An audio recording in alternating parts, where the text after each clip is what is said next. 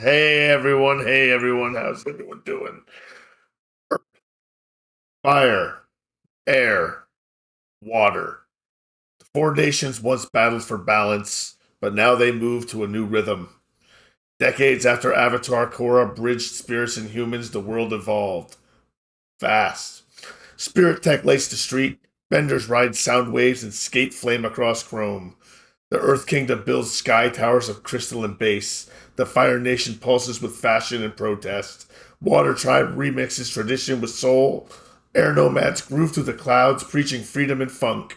This is the groovy era, bold, bright, bending like you've never seen. But not everyone wants harmony. Shadows gather beneath the glow, and in Ba Sing Se, the beat could break. The world needs those who move with the music and protect the groove. Welcome, everyone. Meet my players. I'm Commodore Zed. I'm your storyteller, your narrator, and I'm joined by Keywork Savior, who is playing Saya. Keywork, tell me just about yourself right now, not about Saya.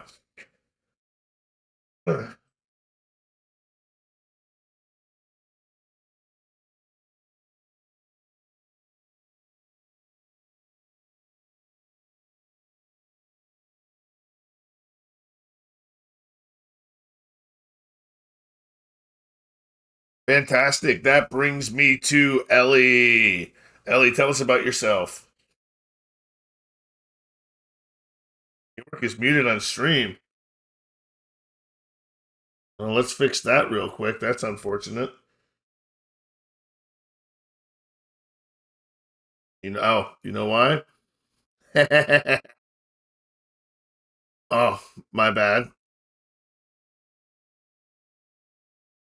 We're not doing audio through Video Ninja. Keywork, start again, please. Tell us about yourself. I do stream on Twitch occasionally, much more frequently, more regularly recently. And recently it's been kind of a whatever pops into my brain type of thing, whether it's Tears of the Kingdom, Fallout 76, or tomorrow's probably going to be if I stream whatever my kid wants to play. But I'm a self-described middle-aged millennial bon vivant and a regular TTRPG player in your games, whether it's Saturdays or Mondays or Wednesdays with Nerdwire plays, but wouldn't trade anything for it. Love having you. Can you hear me now? Yes, we can hear you now. Love having you. Ellie, tell us about yourself. Hello, I'm Ellie. I'm also known as Mrs. Keywork. I don't stream, but I just got into TTRPGs not too long ago. Started with Zed's World of Darkness Vampire, and I had so much fun with that, I decided that I wanted to do more, and Avatar seemed like a lot of fun. So here I am. Other than that, I'm just a stay-at-home mom, and I'm pretty boring, so I have all the time in the world for stuff like this. Oh, fantastic. And we're joined by Silent Brooke, otherwise known as Brooke, who will be tell us about yourself, Brooke. I don't stream, but I have done a couple of tabletop RPGs, and I'm a huge fan of Avatar, and I'm excited to see how this goes. It's gonna be fun. Fantastic. And we will be joined shortly by Team Wildwood. We are being joined by Team Wildwood, who is muted. Aha! Huzzah! Fixed as well. Yo. Excellent. Team Wildwood, tell us about yourself. Shortly. I am Team Wildwood, and I stream retro video games, and I play TTRPGs here with all of this fine crew. And, I've been kind of getting back into the retro gaming. We finally started back up our Final Fantasy VI, so we're back to doing kind of our old CRT, good old Super Nintendo gaming. Because it was about a month there where I got caught up in the Switch 2, which I was caught up in again today. So that we haven't fully shooken that. But, yep, here for some TTRPG action. And I'm about to fade back out into the night until the wife gets home. Excellent. So why we didn't introduce our PCs at first is because we are going to go through the actual steps laid out in Avatar Legends on how you do your first session. So we're going to some of the things we've already done. As you can tell, we've chosen a Groovy. If you give me 1 second, folks, I do apologize. I have a dog who's desperately trying to get into the room. 1 moment, please.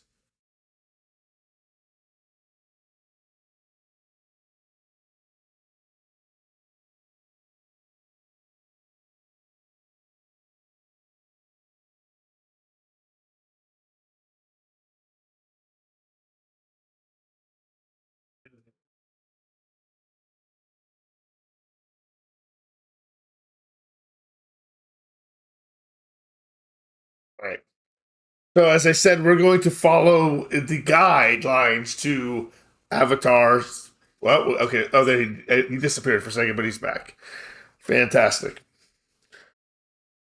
So first, we're going to choose an era, folks. I have chosen the Groovy era for us, and I'm going to give you a quick primer on the Groovy era.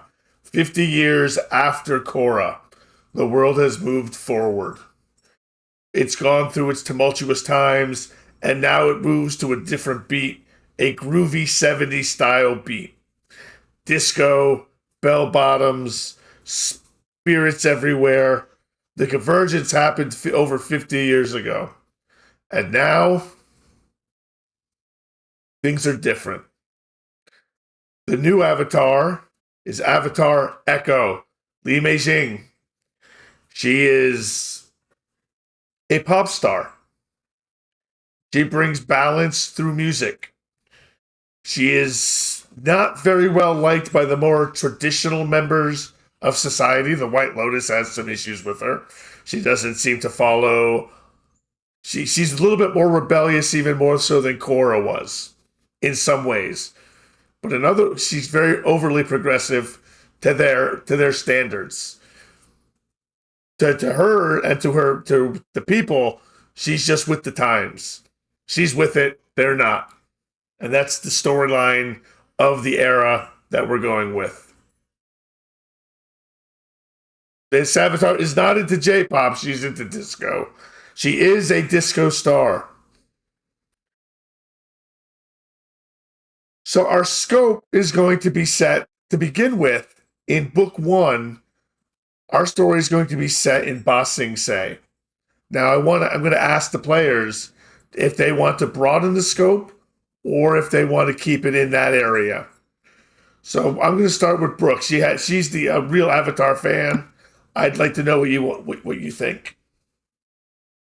No pressure. I think it'll be fun. I think whatever you have set up is going to be fun. You're the storyteller, and I think if you already have an idea, go for it. I think it'll be fun.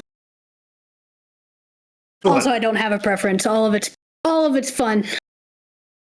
Fantastic. All right. Ellie, what do you think? I think it's going to have to depend on where the story goes. Whatever opportunities are put before us, we'll have to wait and see. But, for now, staying in the area is good until we get comfortable. Tough sounding? Ooh, sorry, guys. 1 moment.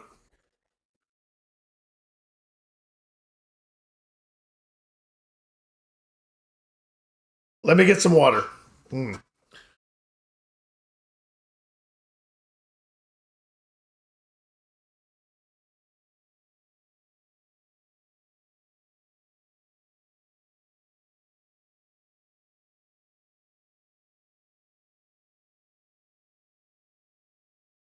No, Pitt, that's the bathroom break.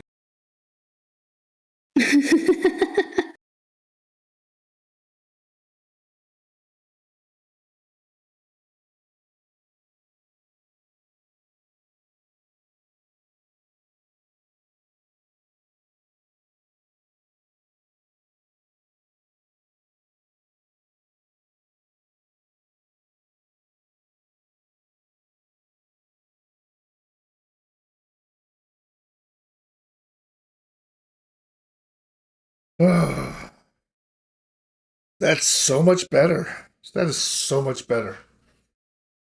All right. So, and keyword. What do you think for scope? Ba Sing Se or abroad? I'm dust on the wind. I go where it leads.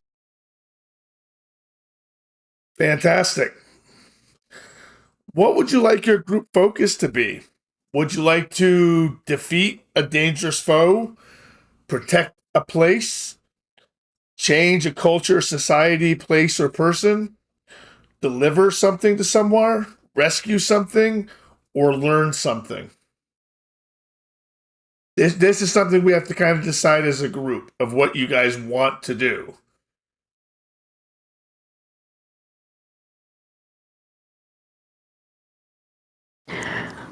Well, my character is, very compassionate and all about not so much saving people, but trying to. God, how do I say this? She doesn't like fights a whole lot. Like, it needs to be, of course, but she's more of like a peacekeeper, of a pacifist. So anything along those lines. You work.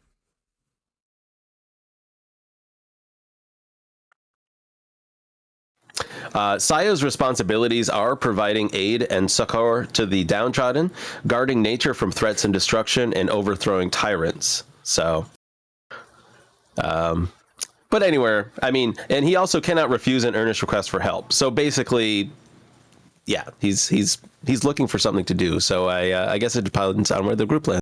So, well, that's why I'm asking you, so we can decide where the group lands. If everyone says it matters where the group lands, Of course, it doesn't land anywhere.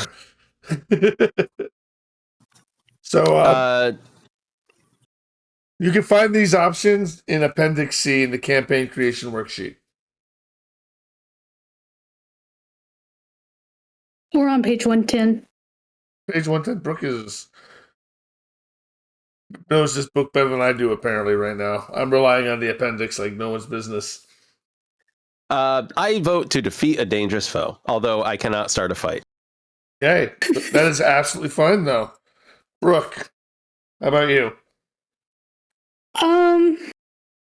My character's goals are to learn about the world and explore and stuff. So helping people or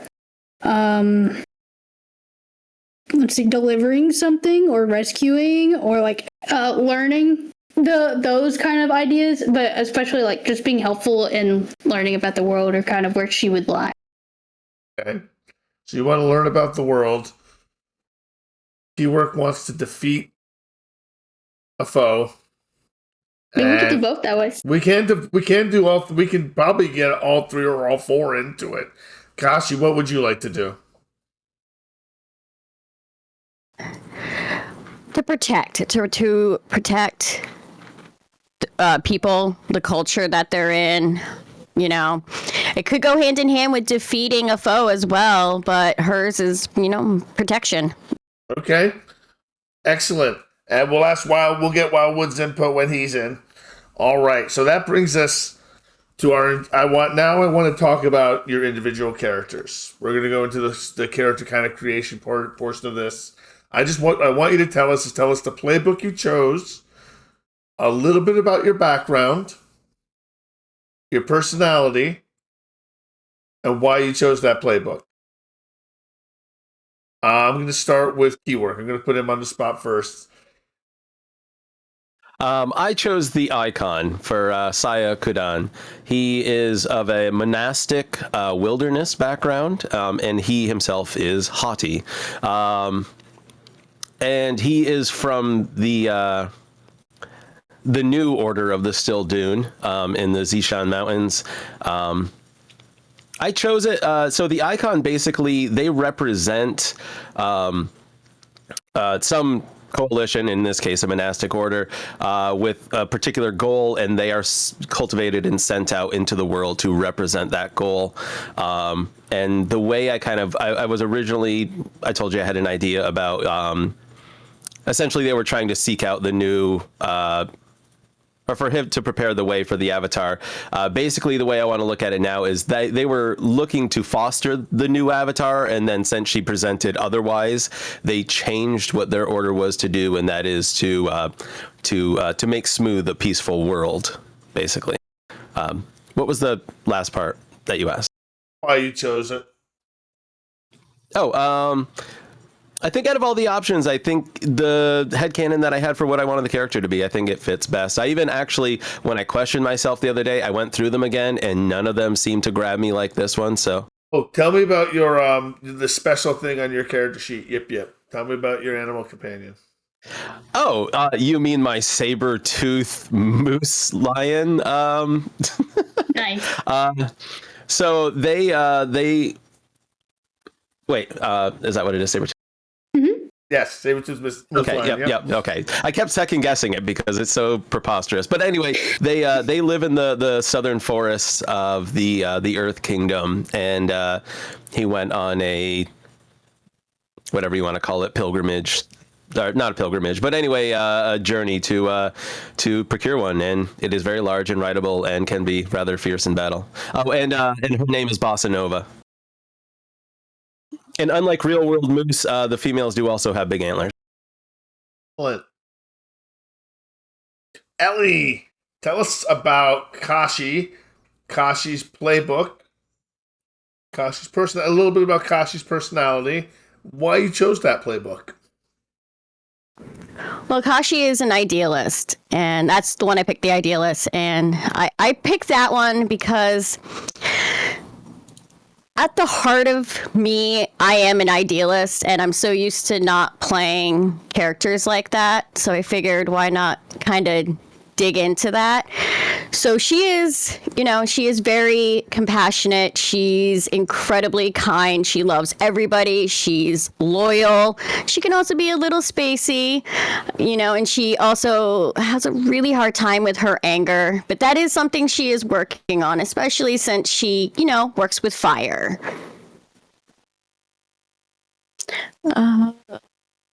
Was there anything else? I already did why I chose it, because I'm an idealist at heart, and I figure it'd be great to do that. Exactly. No, you answered everything just right. Brooke, same thing, same questions for you. Tell us a little bit about your character, the playbook that you've chosen, and anything special about the playbook that you want to mention. We'll get back to Ellie and ask you that. Anything special about the playbook you want to mention, but anything special about your playbook and why you chose it. So my character is, she's adopted, so she kind of has two names going on. Her Fire Nation name, her adopted name is Ayami, but her born Water Tribe name is Tapsa, Taipsa. But basically, quick background on her is she was born as a waterbender. She bends water, but she was raised by a firebender. And I chose it. It was interesting. I was already thinking of something like this before I knew there was a playbook for it. And I think it was from actually watching the show. I wanted to come up with unique ways to solve problems and unique ways to do bending. And mixing cultures and techniques and bending styles is kind of a cool way to do that. So that's why I chose it. Something cool about my playbook is I get to learn from all cultures, different ways to make though I can only bend water, I can learn from other cultures and their forms. And I also pick two backgrounds. I picked background. It's in here somewhere, but privileged and wilderness, because she lived on the sea in a seafaring boat. And thank you, Pitt. And she was privileged because she was raised by a wealthy merchant. But you get to pick two backgrounds. You get to pick kind of two of everything. And that the playbook is called the Foundling. And basically, she's trying to figure out how to navigate both of her heritages, both fire and water, merging the two, and also honoring each individually. So. That is cool. That is really cool. Team Wildwood, welcome. Yo. Tell us about Kaizu. Tell us about the playbook. Tell us about anything special about the playbook and why you chose the playbook. Well, Kaizu and kind of part of his character were theory crafted before we even got the books. We were just kind of joking about doing Avatar TTRPG. Turns out there's one. But I wanted to do something with the airships, and I wanted to do an airbender. And I got to have both of those things. Thankfully, everything works out. This very free for this system. Kaizu himself, he's kind of a part of a legacy. His father was a very big part of airship design and kind of taking it from war into more of a civilian transport and a means of everything other than war that could be offered by an airship network, and also trying to bring transport to kind of places in poverty and whatnot to be able to help spread supplies and move people around and just bring the power of flight to everyone. As an airbender, it feels like everyone should have the ability to fly and to experience that and to get around. But I kind of the character got caught up in a belief that there's more going on above the clouds, higher than we've sailed yet. And why would a bunch of air tribes just stick to mountaintops? Like why wouldn't they be higher in the sky? And I kind of have a push to try to find that, to sort of bring back some of the old ways and maybe some lost knowledge. And I was actually going to use a playbook from the core book, but then Brooke reminded or pointed out to me that there was an extra book called The Architect, and that was about having a single one invention of sorts that your character is known for, and has some story stuff around that, which is like kind of the Marvel and the Steward. So my Marvel is our prototype airship that I am working on, that's just to kind of go faster, higher, just push everything a little bit, appease my father a bit, appease the air nomads, air tribes, and also it comes with a steward, which I kind of have to sometimes work with, battle against and stuff, and that is the a Skyroads Council. That's basically this council that works for my father is a part of and whatnot, and they choose where a new airship area goes, and where do we put a new tower, and what places are we going, and what places are we shutting down, how much should we be charging people. So there'll be a lot of fight with their morals versus mine and stuff like that. And as far as I know, earlier when I could hear you guys, but I wasn't able to be fully a part. You were talking about, do we want to leave a little bit? I like the idea of bossing, but with the airship, maybe like a little, maybe just some little field trips or something. We can get around quicker than almost anyone in the world. So maybe that could be used to let us do a little bit of both, a little bit of field trip, a lot of bit of bossing, at least at the start. And I can't deny it's always good to have a villain to fight, some kind of nice villain. But a lot too about what Brooke was saying with Ayami, like maybe a delivery or helping people, things like that. Very much a part of what I want to do as well. So I'd say a good mix of everything that I'd be interested has already been said by our other three players as far as that goes. Okay, so before we begin, I want us to all take a few moments to consider how we all know each other in some way. Or do you want to be strangers?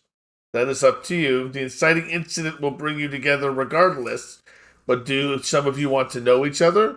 Or would you like to come have fate bring you together?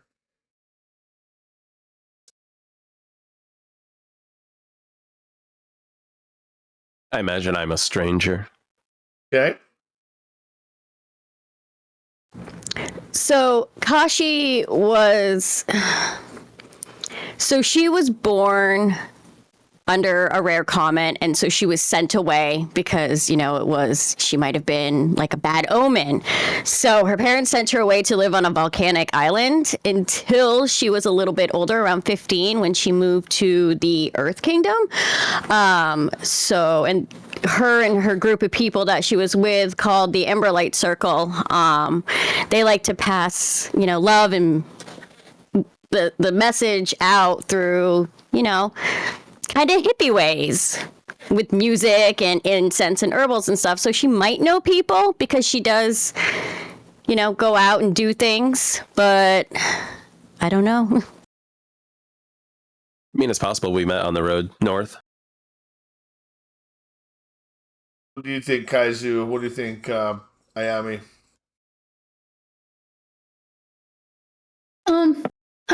So my character was based mostly in the Fire Nation capital and then on a merchant ship for most of her life and traveling to like seaports and stuff, which doesn't really sound like it would run into them.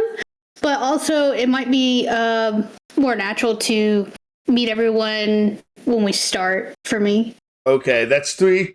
So I think we can safely say we're just gonna do it like that. All right, so we have gotten all of that kind of taken care of. Our location is Ba Sing Se. We are about ready to begin. Who's ready? Are you guys ready? Fantastic. Before we begin, I want to go over the mechanics to make sure we're aware of how everything works. We're going to go over every move in the game through play. But just to go over the way things work, this uses a 2d6 system. You roll 2d6 with one of your stats: focus, creativity, passion. What is the other one? Couldn't hear you. Harmony. Yes. So when you perform a move, you'll roll one of your stats and add it to you'll roll your dice and add it to the stats. And then we'll look on the sheet, we'll see if you hit, and we'll go from there.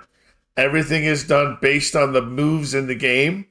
So your basic moves are assess a situation, plead, help, rely on your skills and training, push your luck, intimidate, guide and comfort, and trick. Those are your basic moves. So what I want to do is I want to do a quick test on them. I want you to rely on your skill and training, keyword savior. And I want you to describe what you do to rely on your skill and training and rely on your skill and training into the fiction. You are presented with a situation where a groovy bandit on roller skates, has just stolen the wallet of a man walking down the street in your purview. What do you do?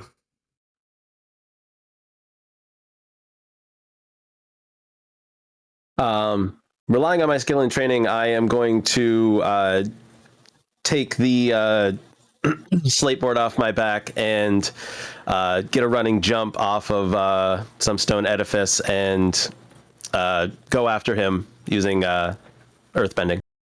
Excellent. So roll your 2 dice and add it to your focus.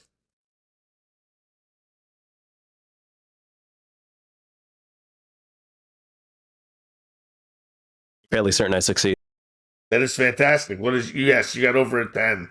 So you throw up your skateboard and you land on his back and you knock him out, dropping his. Actually, you describe what happened. This is exactly what happened. You describe it. You get exactly what you want. Well, it's my responsibility, or I'm prohibited from starting a fight, so I'm simply going to get back what he had taken. So I essentially zip past him and just grab it right out of his hands and then do a quick U-turn and stand in front of him. Fantastic.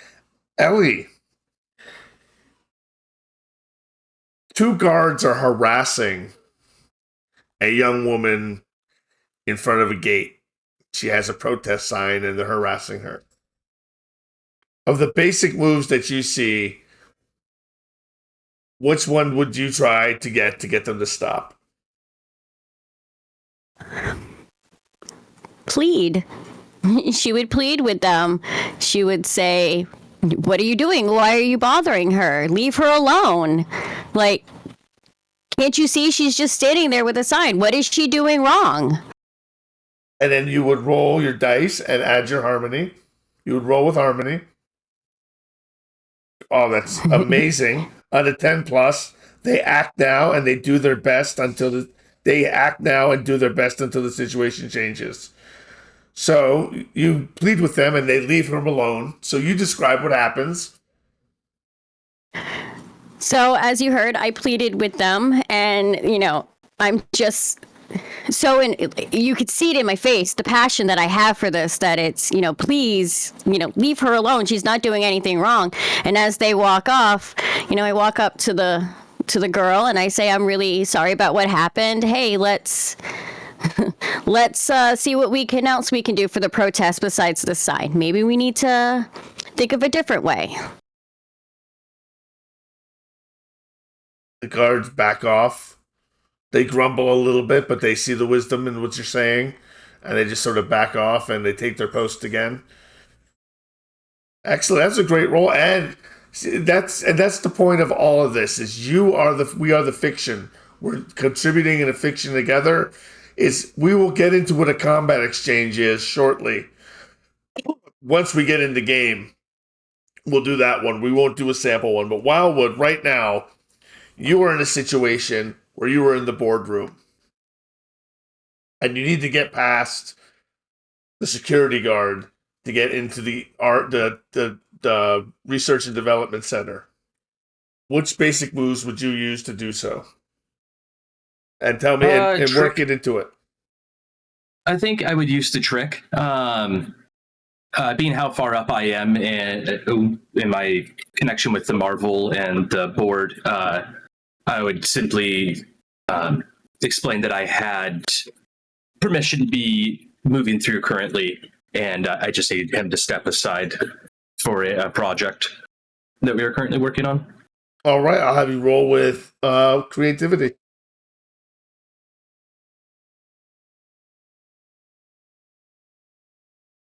In this case, you do not reach E7, 8, 9, or 10. Correct. So I would describe what happens. And the security guard puts his hand out and he says, Sir.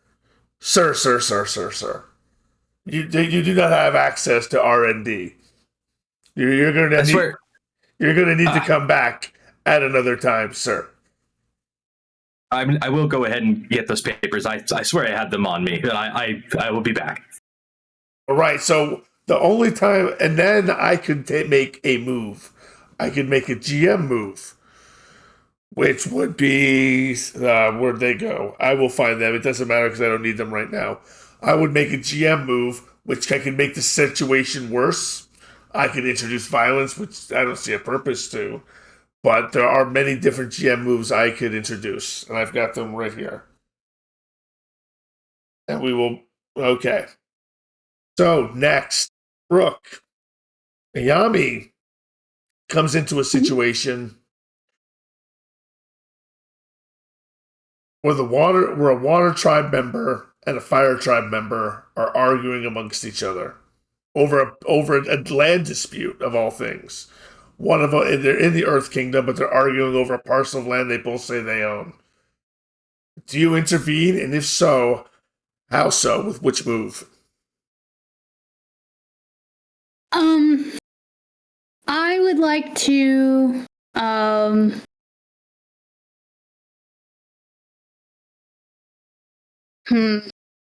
I was gonna say assess the situation, but that doesn't really give me the questions I want. I guess does it need to be a basic move? What move would you like to do? I was wondering if there's one on my character. It does not need to be. It does not need to be a basic move. We air blast them all. Excellent.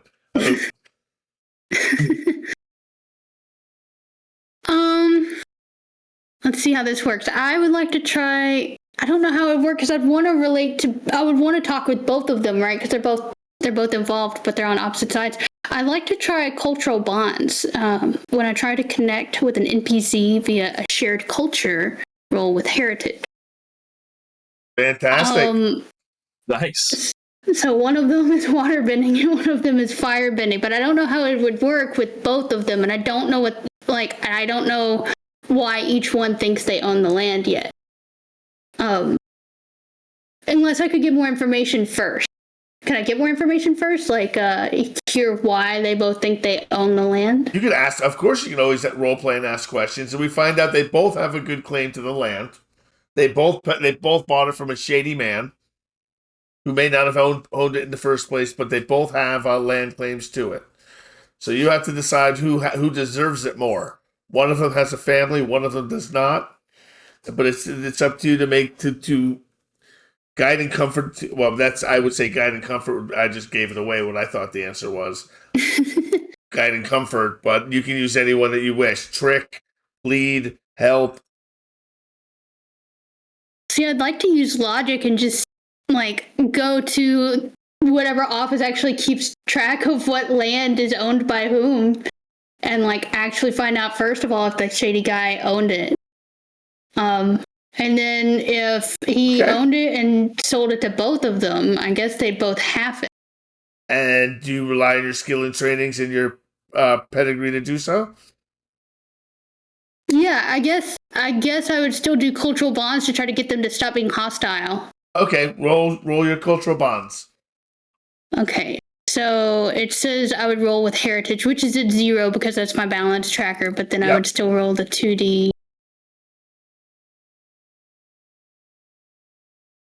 Got a 6. You got a 6, so that's a failure. What happens on a failure, does it say? It says, on a miss, you mix up your heritages in a terrible way. The NPC mocks you or gets offended by your slip. Mark a condition and shift your balance away from here. Right, so both the NPCs, because you were trying to influence both of them, unite in their sudden dislike of you. And they both turn red and start fuming and begin chasing you away with a broom. So take a condition. Not a condition, what you just said. I forgot what you just said. It was a condition, yes. It is a condition, yes. Take a condition. All right, so there we go. Those are the basics of the rules, everybody. Well, we did bring up balance tracker. Every one of you has a balance tracker. Do you see it on your playbooks? Yes. There are balance moves where you can shift your balance at the beginning of play if you want by 1. So you can shift it toward one of those principles if you like. Would you like to shift your principle from 0 to 1 on any one of those, in any of those trackers? Is that when we do this is now? Because I had already done it. Yes, it's when you do it is now, but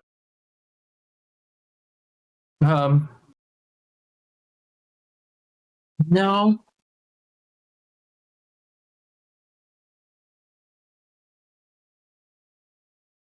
Yeah, I'm going to shift mine 1 towards roll to the left. okay. To the left, Would it to be- the left. Is this like a shift for what, like this session, or I guess I didn't really catch that when I was reading through the book. There are balance moves Is it that can like- shift it during the session. So it starts there. You don't want to go over the edge because then then your bad things happen to you. That's when you've lost your I balance. think I'm just going to stay nice and balanced right now. Okay, fantastic. All right, but so you look at those balance moves that you have, call someone out. When you openly call someone out to live up to their principle, shift your balance away from the center. What I want to add to I just realized what I would like to add to the overlay is the balance tracker for everybody, so we can see what their principles are on the overlay. I think that would be neat to be able to see. Yeah. That seems doable. Just thought of that now. All right, who's ready to really get started? I think so. Fantastic. I think we've got the basics down, and we can go from there.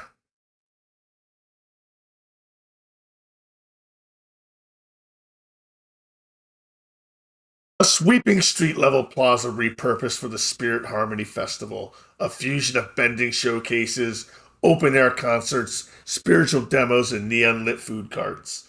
Above, vibrant tapestries shimmer with spirit-reflective dyes, flapping like wings.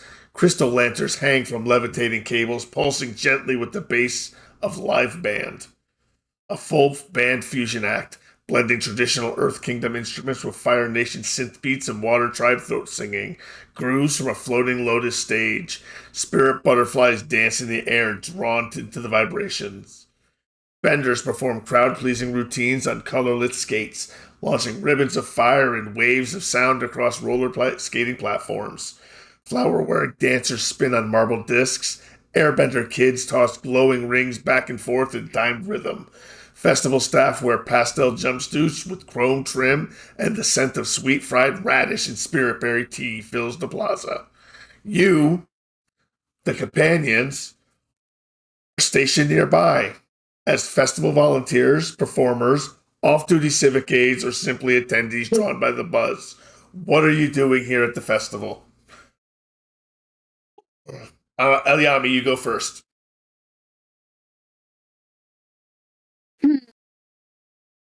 I would like to just be an attendee and taking it all in. I'm used to being on the water. I want to experience Ba Sing Se and experience the culture and experience a lot of things that maybe I'm not as used to. So I want to be walking through and like looking at all of the different activities going on.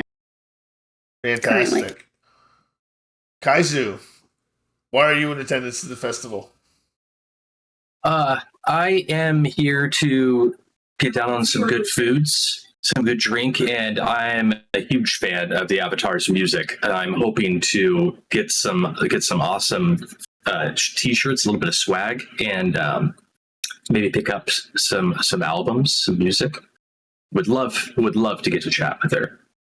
The Avatar will not be in attendance at this festival. The Avatar is not in attendance in this festival. The Avatar is not in attendance at this festival. Wow. I guess I need to ask these things about where our Avatar friend is at. But I'm certainly going to get me some festival merch, some shirts still.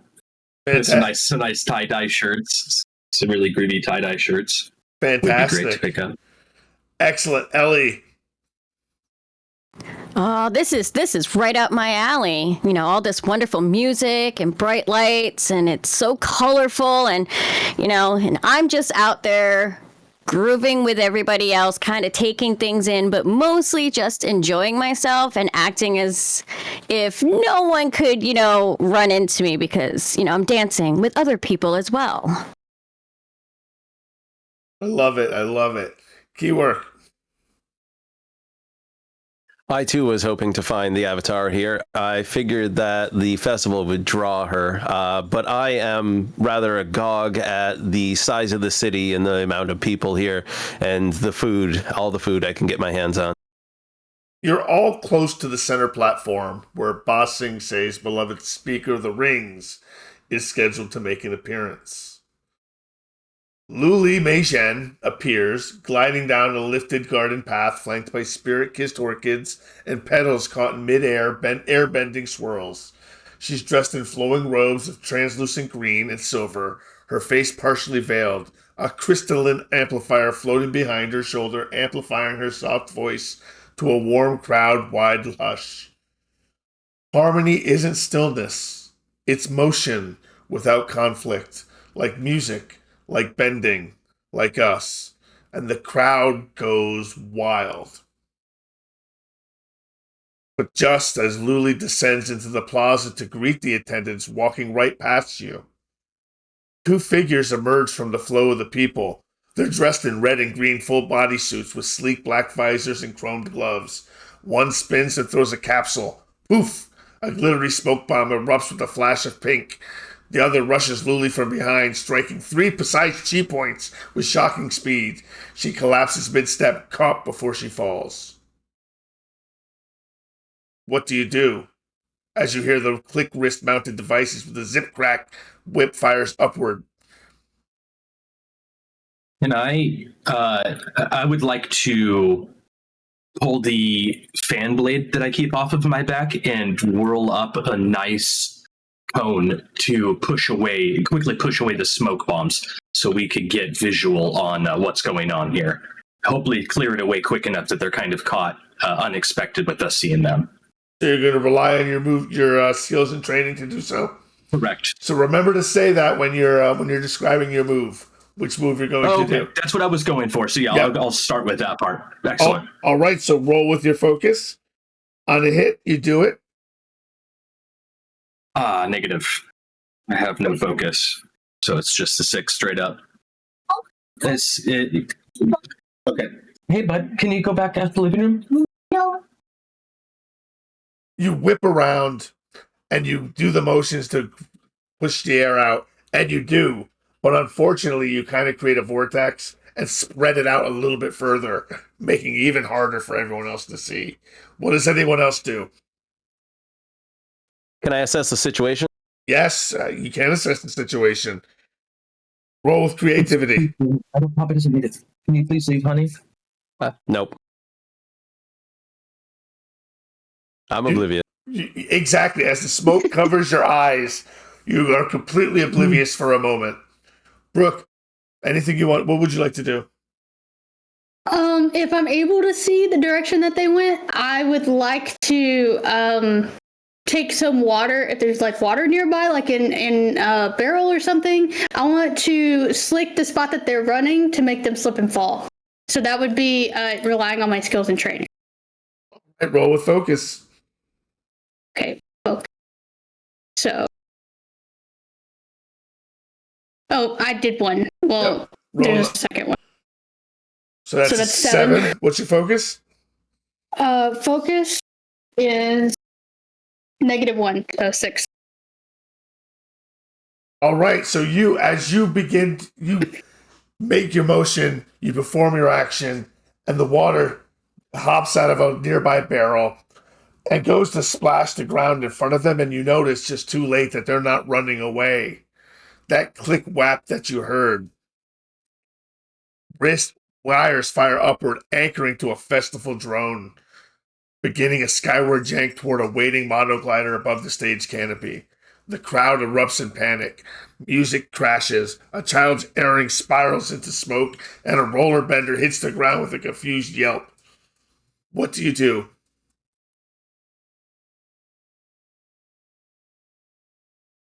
They're making their getaway. So there's a drone and they're lifting her up with the drone. Yes. The drone is lifting up 2 people. Can I potentially rely on my skills and training? Hopefully rely on my skills and training to do an downwards push of air above the drone and kind of drop them back down to the ground temporarily? May attempt to do so, yes. Yes. Here we go, baby. Apparently I lost the dice room. What have I done? Did I close it? Okay, I closed the dice room, apparently. That felt like a good idea at the time, I guess. That's how angry I was at that last roll. Oh, that's a more likey. That's a great success. Describe exactly what happens. So as they anchor themselves to the drone and just get their feet off of the ground trying to make a getaway, the drone is going to be pushed down by a gust of wind and kind of catch them off guard and drop them. And as they hit, their legs wobble a little bit and they sort of fall to their bum. They fall on their bums, and the drone kind of falls with them. They're attached to it by a glove, so that they don't let go, but the drone does drop, dropping them directly on their bums. And the drone stops for a second, and you have a few moments. Who would like to go next? Get it, guys. Me. I would like to rely on my skills and training and set that thing on fire, the drone. Okay, roll with focus. Oh, yes! Great success. Describe what happens. All right. So, I see them falling and hitting the ground on their bums, and then I see the drone, kind of sputtering there. And before it can even think to maybe take off again, I put my hand out, and just this fireball emits from my palm, and it goes straight out, and it hits the drone, and it makes the drone kind of not really explode, but catch on fire and fall to the ground. It's on the ground, it sputters, and you can't see the look on their faces because they're wearing masks, but you can tell by their posture they seem a little bit terrified. I step towards them and I rely on my skills and training to use my sand trap earthbending. You're gonna try to attempt to sand trap them? Okay. Yes. Roll a focus.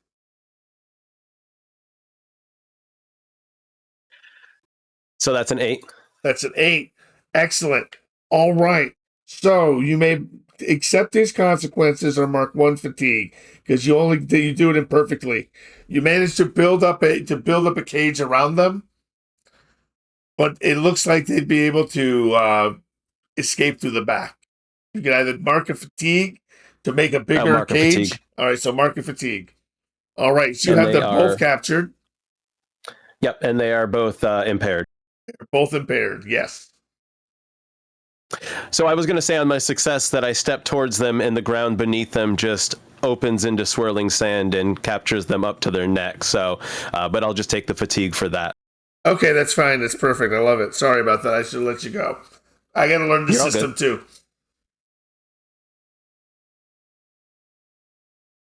What are what do you do when you approach them? They are completely buried up to their neck in earth, which they should have expected by trying to do something like this in Ba Sing Se. Lilu picks herself up. Thank you. Thank you for the 4 of you who acted. Thank you so much. However, you do know that in many of your there is a hot dog cart that has been overturned due to the events of the mist airbending that had happened. And all the mist bending that happened in the first round has overturned a hot dog cart. The owner has not seemed to have lost his mind yet. He seems to still be in awe that you managed to save Lilu, the Speaker of the Ring.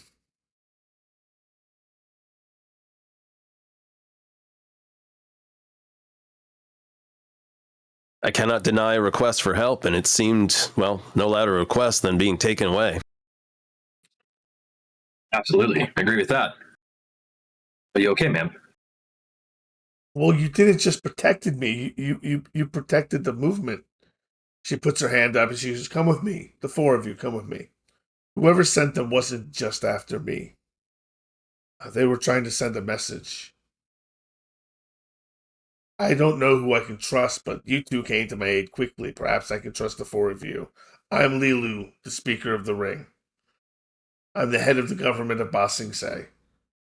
You all pretty much knew this already, but she's just introducing herself anyway, just in case. She's self-important like that. And you are? I'm Kaizu, ma'am. It's good to make your acquaintance. I'm Kashi. I am Saya. I'm Ayami. The 4 of you, thank you so much for coming to my aid, as I said. Will you help me send a message back to whoever did this to me?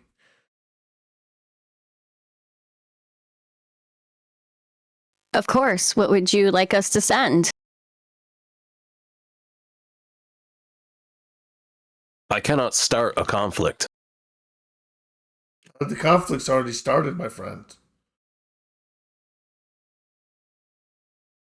I can't deny a request for help. I don't need you to start a conflict. I need you to find out information, and perhaps we can deal with it if we must.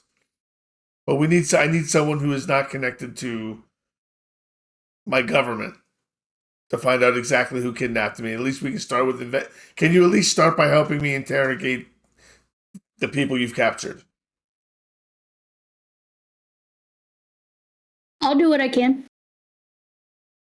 Can I assess the situation here? You may assess the situation, yep.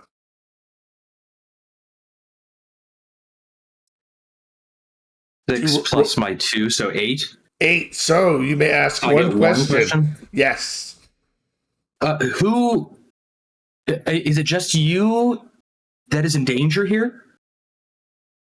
Are they specifically out for just you? She says, "No, I don't. I Is there believe more in danger? the movement I represent is in danger if I'm taken. It's not just me; it's the whole Groovy movement." That's something to fight for. You have my assistance. I will oppose those who look to disrupt a peaceful existence. No one can take away my grooviness, so I'm here to help. I'm happy to help how I can. I appreciate that. I wouldn't be so blunt to ask so quickly without having known you, but you came to my aid so quickly. This may have been an inside job for all I know. That's why I'm seeking outside help. Makes sense. Enjoy the festival, but before you do, let's investigate and interrogate the two individuals we captured.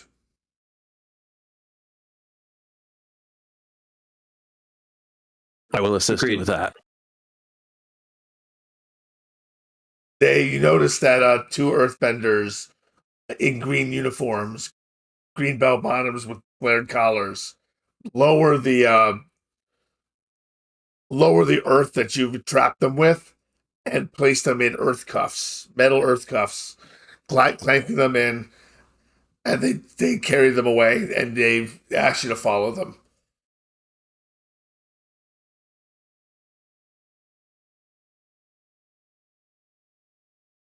You follow? I mean, you don't. I mean, it's up to you.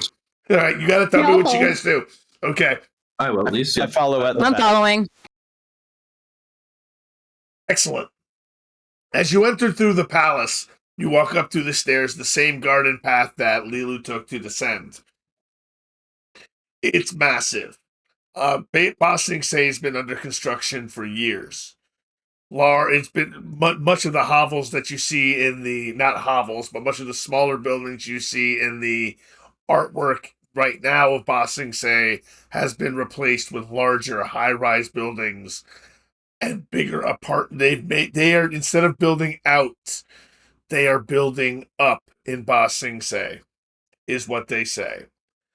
Well, the streets are becoming crowded with automobiles.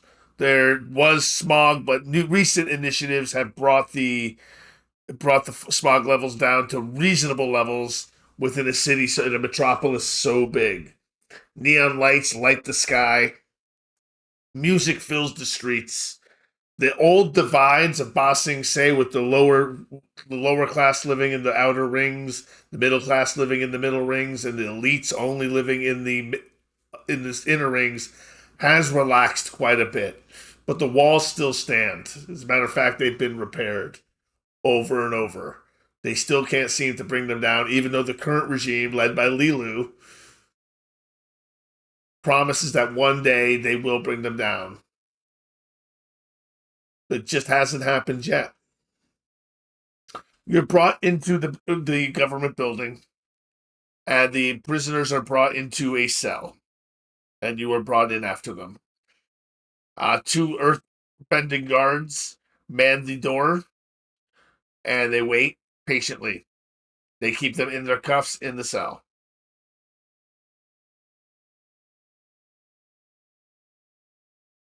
I'm standing back and simply observing.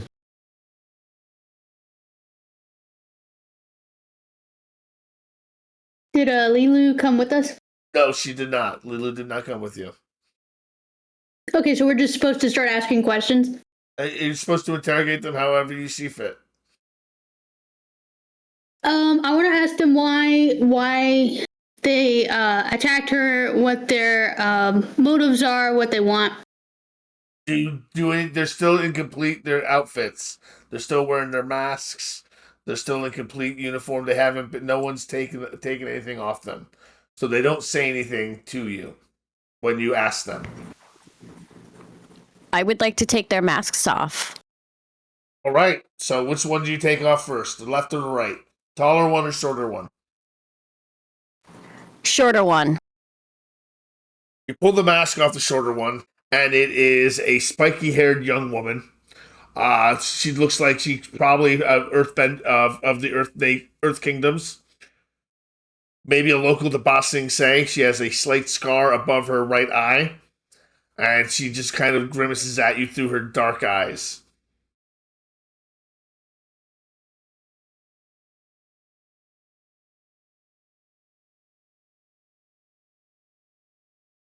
Doesn't say anything just yet. She just doesn't spit. She just glares at you.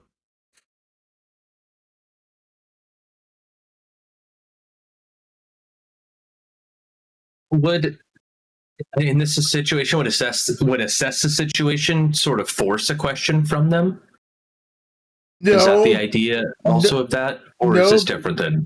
You can try. I mean, I wouldn't say assess the situation would really be useful in this situation. Unless Okay, so for interrogations as well.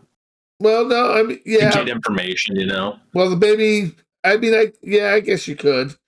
Actually, we're just asking questions. We're just role playing. You just ask some questions, and I'll answer, and we can come up with another way. The only reason I'd say I thought maybe you were like not saying anything because we were supposed to only get questions out of you by assessing the situation. So I wasn't sure if you were just playing coy. Okay. No. I'm not playing coy. When I'm silent, I'm expecting you to talk. Well, since she's looking at me, I will ask her, what is your name? Who are you? You have to give us something. My name is June.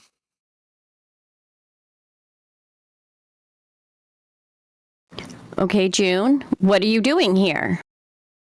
What I'm doing here is I've come to bring peace back to the world, balance back to the world.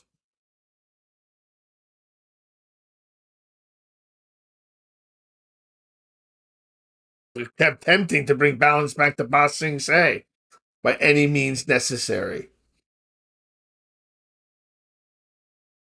And how is this means supposed to achieve that?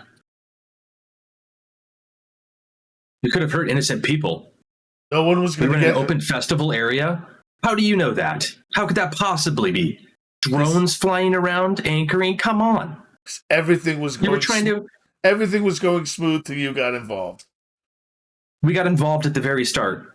The thing went smooth for 3 seconds tops. How did you intend to bring peace by doing this? Why do you perceive things out of balance? Everything's out of balance ever since this quote-unquote groovy era started. Ever since the Earth Republic changed into this open democracy, everything is just wrong.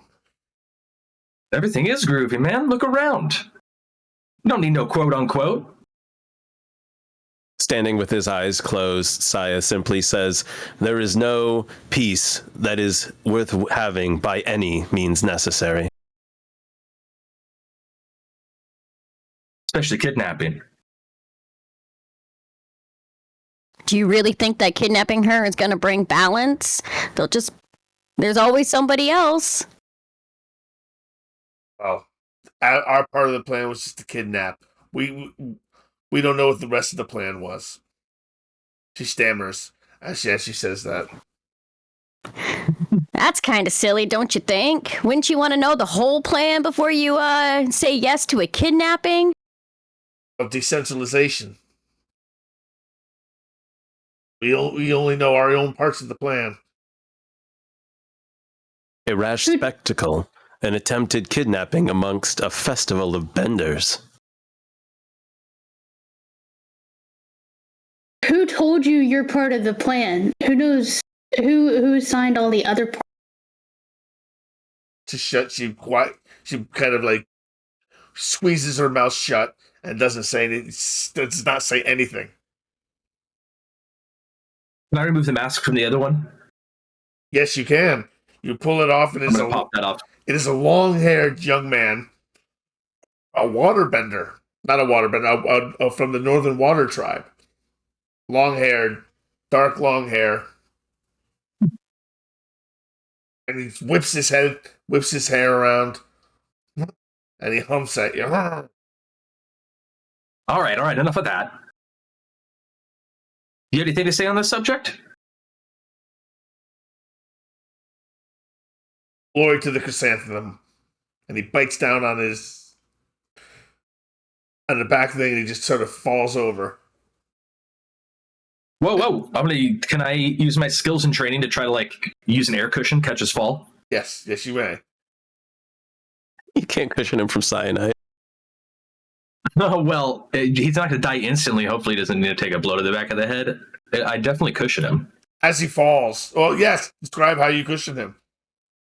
I'm just as he falls backwards. I'm already just going to crack his head and just die virtually instantly. So I'm going to just throw a bit of air under him to right before he hits to kind of stop his momentum and let him drop that last inch or so. As he drops, And then, I'm going to rush over to him. As he drops to the ground, you hear next to him a deep, deep snoring. As he's fallen asleep into a deep, deep sleep. Completely He's fallen into a deep sleep? Yes, he's completely unconscious, but he's alive. Okay.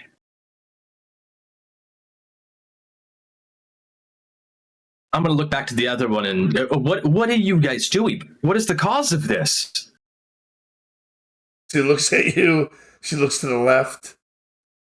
She looks to the right. She opens her mouth wide like she's about to bite down. Does anyone do anything to stop her? I rely on my skills and training, and Yes.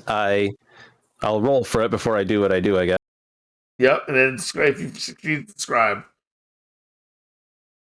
So on an 8, I take the stone cuffs and just a small amount of sand wisps around them and moves up and fills her mouth between her teeth.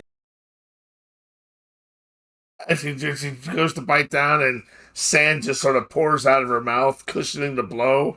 She can't do it, but she begins to cough. Unless you take fatigue. Unless you mark a fatigue, she's going to begin choking. But you keep her from knocking herself out with her pill.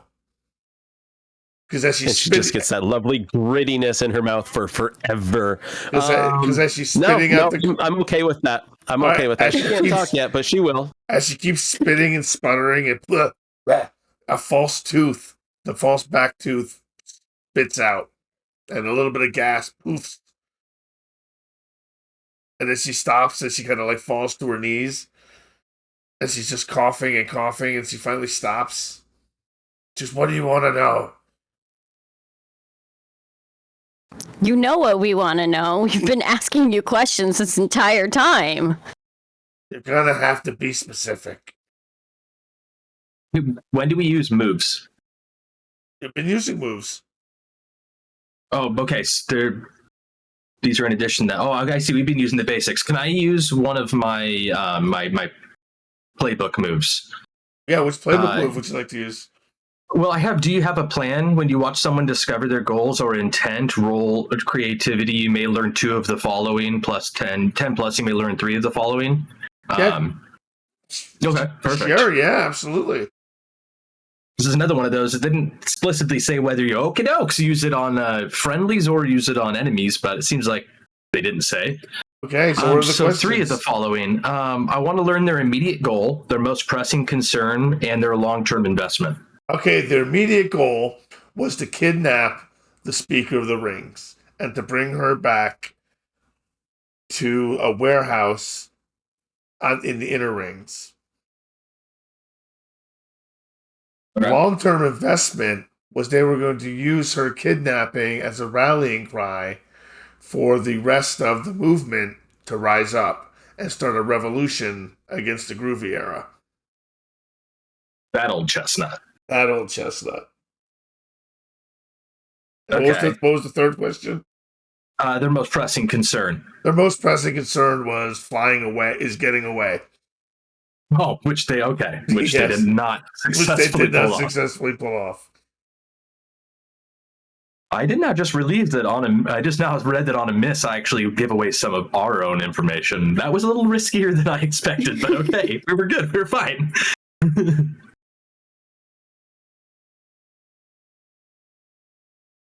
Well, we know a lot of the information of this plan now. I'm glad we thwarted it, the old rise up for a kidnapping ploy. What do you all think? I want to ask her again who's orchestrating all of this. Who told them to put all this together? They're part of it. Like, who is their leader? Depending on your stats, remember using things like tricks and stuff like that might be the best way if you have a lot of passion or things like that. Yeah. If you're just asking her, she's gonna answer something. She's gonna give you an answer. I don't really have. He's given away a lot already. Yeah, I don't really have a boss. We get our orders from a drop, and we used to be in a group, meeting group therapy and things like that, But now we just get our stuff from a drop. Where was this group therapy? Group therapy? It was. It was in one of the temples in the Middle Ring, up in the Meizhen district. But we don't meet there anymore. We should look into that anyhow. Also, Why'd it stop? Well, things were getting a little too intense. And not everybody wanted to do what we were doing, and, it kind of led to this. People stopped the coming. warehouse. What's the address? She gives you the address. Or she gives you an address, a address at least.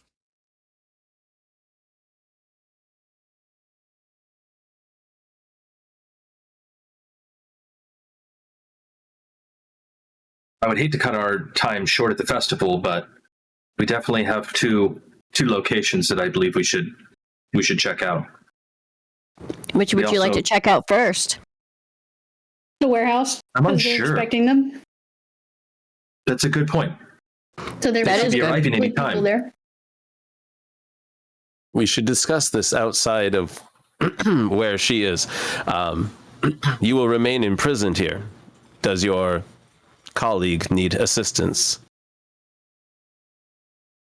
He should sleep it off.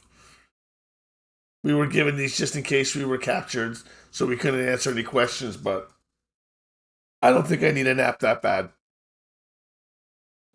More rash decisions, simply delaying the inevitable, testing the patience of those around you.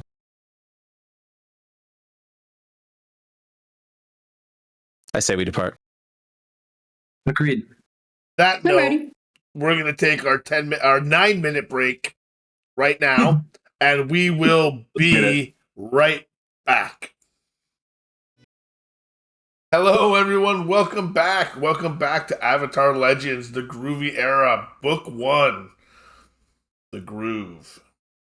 How's everyone doing tonight? We're going to do our mid-session check-in real quick to make sure everyone's still doing good, having a good time. Keyword Savior. Groovy, man. Ellie. All good, dude. Fantastic. Keyword, teamwork. Teamwork. Team Wildwood. Teamwork's doing great. I'm having great teamwork. Excellent. Brooke. I'm having fun. All right, where we last left off, you had just interrogated June, and her associate had put himself to sleep by biting down on a capsule in his mouth. And you discovered that they were to meet at a warehouse. Well, they had been meeting at a warehouse, where they met for group therapy. They never said for what. We hadn't quite gotten there, and you had decided that I think that you were going to check out this warehouse in Ba Sing Se in the inner ring. Very unusual place for a warehouse, by the way. It definitely sounds like a point of interest. So, but the festival is also still going on, and the festival has rides. It is a carnival, like a fair. There's lots of things to do, and you could be missing the one of the premier carnivals of the month, because these things are pretty regular now in Ba Sing Se since the Groovy Era. I'll catch the next This is one. a monthly occurrence? Okay, yeah, I have that kind of patience at least. I will try to scoop a hot dog on the way out. I wanted cotton candy. Those hot dogs have been on the ground. I'm good. Maybe not all of them. He's probably set back up. I feel bad for the guy already. You're going to the hot dog? Steamers. Yeah, I want to just get a quick hot dog. You want a quick hot dog. All right, as you approach the hot dog vendor, he doesn't scoop up the hot dogs that are on the ground. He actually he throws those away into the garbage, and he picks up a sign, and he looks at you, and the sign says, Cao Jin Tao, best hot dog in town. Best hot dog in the world. Man? He goes, best hot dog in the world. He finishes your sentence for you. I got it. I got to get me one of these. Is a hot dog? Oh, this is a hot dog. You need to understand, I come from a long line of cabbage farmers, but one day I woke up and I realized that no, I do not need to peddle cabbages and be cursed with my family's line, and I decided to create the greatest meat confectionery ever. The Jin Kun Tao hot dog. I have It smells amazing. forsaken my vegan ways and given into my Why cart would you eat something called a hot dog? You must try it. You're for forgetting yourself. it's also in a tube form. It can be on a stick. You must be It able can to be smell on it, a right, bun. Simon? How would you prefer it? Stick or bun? Let's try it on a stick, my man. Takes Put a- all the focus on this hot dog. And what would I you must like? know. What kind of condiments would you like on it? I prefer the mustard. Oh, yes, I'll take it the way you prefer. Takes a stick, a long kebab skewer, and he puts a glove on the other hand, and he picks up a very large, meaty, brat-sized hot dog, and he skewers it through, and then he slathers it with grayish yellow mustard, full of spice, and he hands it to you. And he goes, and that'll be 3 coins, my friend. I'll toss some 3 coins. Take a nice bite of that. And it's delicious. a great hot This dog. is amazing. It's not the first hot dog you've probably ever had. Maybe it's not the best, but it's definitely not mid. Nerdwire would approve. Absolutely. Smelling them, Saya would also ask for one, just how Kaizu asked for one. And he would do the same. He would prepare one for you and hand you one. I don't mean to offend you, my man, but this would go great with some cabbage. He shakes it. No, we're not talking about cabbage. You create the canon that he then pickles cabbage and makes sauerkraut. These are not my cabbages. These are my hot dogs. You'll need to bring it back to him. You'll have to do it. This is delectable. I've never had anything like this. You haven't? That's shocking, really. All things say, my friend. You never know what tasty treat you'll find next. Every corner. Oh, Have you ever had cotton candy? I've not had candy. this is all happening under the shadow of a cabbage core sign.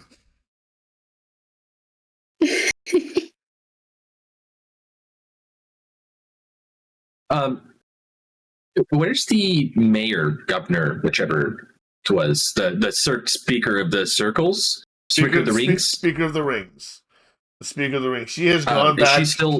She is no longer in attendance of the festival. She has retreated to somewhere safe.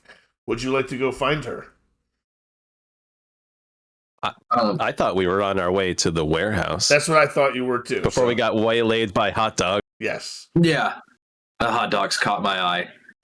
Yeah, I was going to see if she could give us an escort of sorts to get down to they're faster, but if she's gone, we'll just make our way on our own unless anyone has an idea, wants to. Well, there's always idea for there's form of always transport. for those of you who know, there's always the train, the Ba Sing Se transportation that you can always take to get to the inner ring. would that be something you want to do from where we're at to where we're going, kind of thing? The train would be a smart choice. It wouldn't take too long. No, it wouldn't take too long. It would take a lot longer to walk, probably. Fair enough. As you're walking, Does anybody want to take the train? I'll take I it. just believe that's a great idea. I've never been on one. Well, then we simply must take the train now, because you need to see what one feels like. I agree. as you And they're make, still powered by earthbenders? yes, they are still powered by earthbenders. Saya will love it. I would think firebenders. Just wait till you see my friend. Let us go. As you travel toward the nearest onboarding station for the train, you see a Earth Kingdom auntie with pulling a rickshaw behind her. Very large food cart that she is pulling by herself. And she is not very big. She is very pale. It is a soup cart. And she's just kind of gibbering to herself. And she sees the cartwheels she's being followed by some badger bowls. And they're following behind her. And she stops the cart every once in a while. And the badger bowls start turning a crank. And when they turn the crank, it cranks on the cart, it cranks a soup container that starts a colander that begins turning, mixing the soup over an open flame. And she just sits there whistling with a ladle in her hand. Who wants some soup? Who wants some soup? Yeah, our eyes flash as you approach her. You don't want any soup now, do you? I'm full of hot dog. Your soup smells delicious, if it means anything. Yes, it's made of meat and tomato berries, and more meat, and pasta noodles. Sounds delicious, man, but again, we did just partake in a hot dog. I'll take some soup. Oh, excellent. She pulls out a cup. A cup of, would you like a cup or a bowl, Missy? Bowl. She gets a bigger cup, which is probably only a couple milliliters bigger than the other one.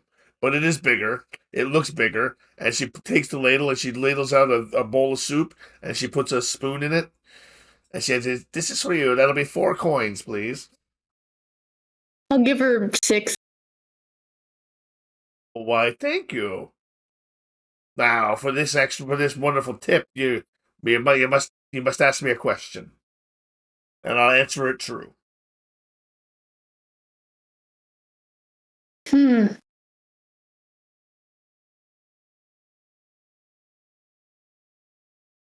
Well, I'm just some random soup lady. Why did you approach us out of everyone here? I just set up my shop. You approached me. Okay. Everyone buys soup when they get off the train before they go to work. It's not raining today, That's a good point. but everyone buys It's a soup good off the location. train. Location. Well, thank you for the soup. Thank you for the extra 2 coins. Now ask me your question so I can answer it true. Well, I mean, okay. Let's How see. often does the train come by? Is it going to be here hopefully soon? Every 15 minutes. How long has it been? Since the last. Oh, about 10. Awesome. Okay. Perfect timing. Of course, they never really run on schedule ever since the Groovy era. So it could be another How do you 10. feel about the Groovy era? Too loud. Too newfangled. Not enough soup. Too many hot dogs. Let's Have you tried them? The hot dogs, that is, ma'am? Too much of a good thing is a bad thing. Have you tried any hot dog?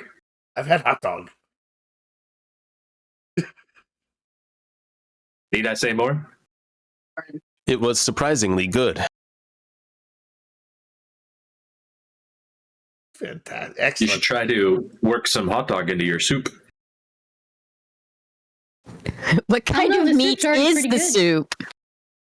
Kind of meat is the soup theory? Oh. I don't need to know. Saber-tooth moose lion. No.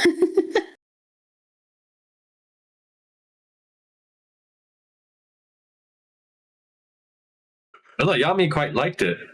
Yeah, It does I smell did. divine.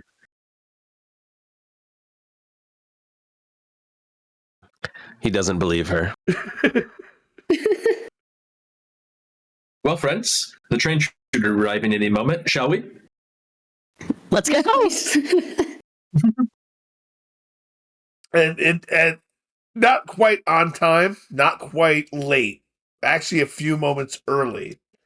It begins to rumble. The track begins to rumble, and you can see the track based on the overlay that we have going on right here begins to rumble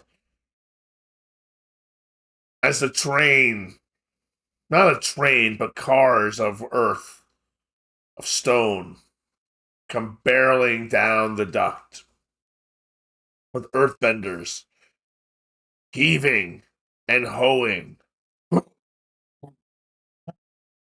as the train moves forward and it comes to a stop. And inside the train, you see a group of youth sitting in the back, all wearing leather jackets, holding a. They're all Earth Nation natives wearing their leather jackets, green pants, flared out bell bottoms, with a radio blaring the latest spirit disco hits. And at the front of the car, you see huddled masses of elderly looking askance at the mohawk wearing youth behind them. The train's not completely full. There is room enough for the three of you. The conductor, you can buy your ticket for 3 coins. You have enough. I take it. You take this car, or do you wait for the next one? This car seems fine with me. There's room for Good us. music playing. There's room for us, exactly. Yeah, let's go. Couldn't ask for much more. I was already in it Pile while they were on. getting soup. I worked my way back towards the youngsters playing the boppin' music and try to catch a seat closer to them. And reach out and tap Saya a couple times on the chest. So, my friend, what do you think of the train system? Earthbending at its finest. Indeed. Moving so many people so easily. It's like skateboarding, but huge. Yeah, some of the same concepts in play.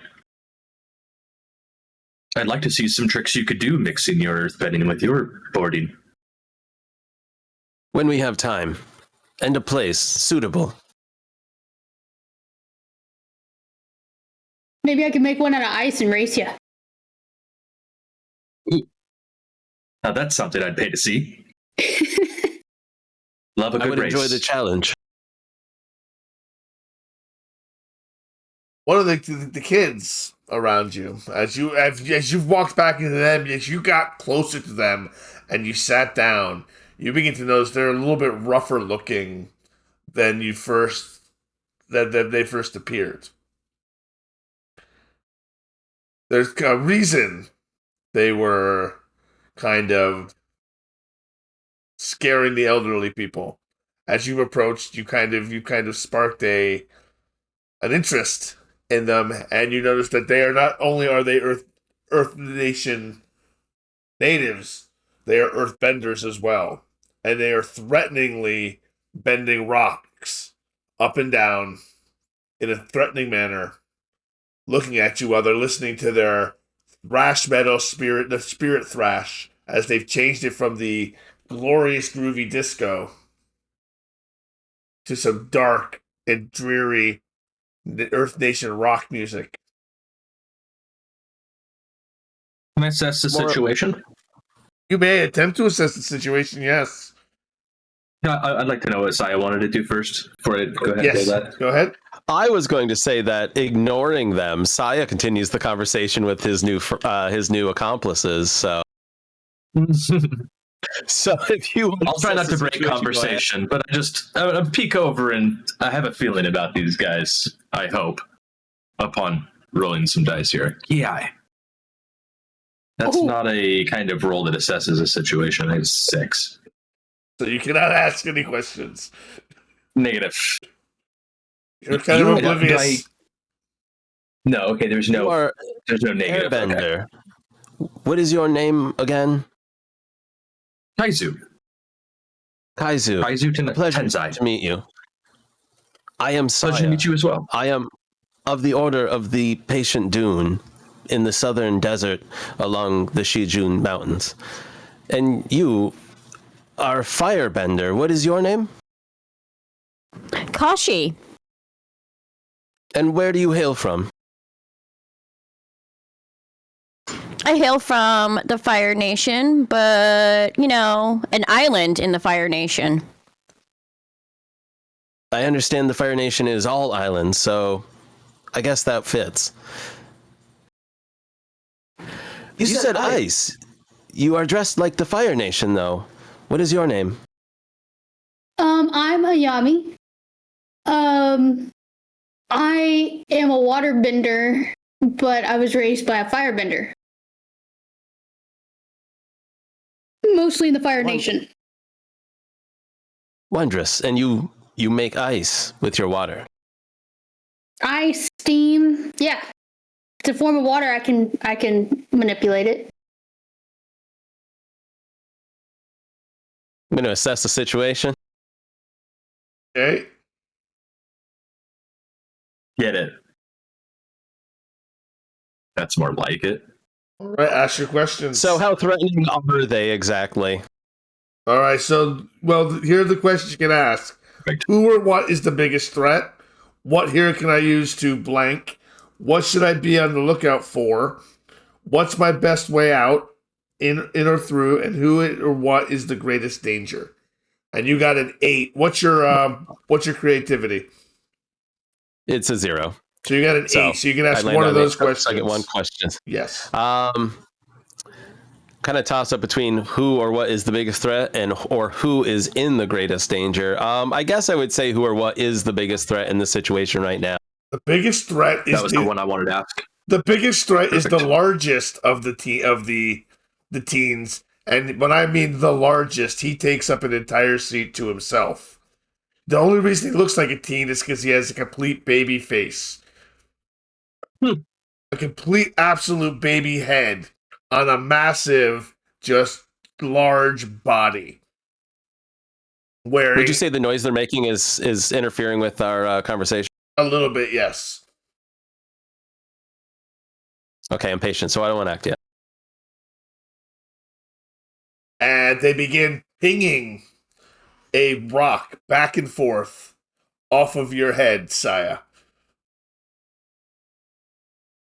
I'm going to rely on my skills and training.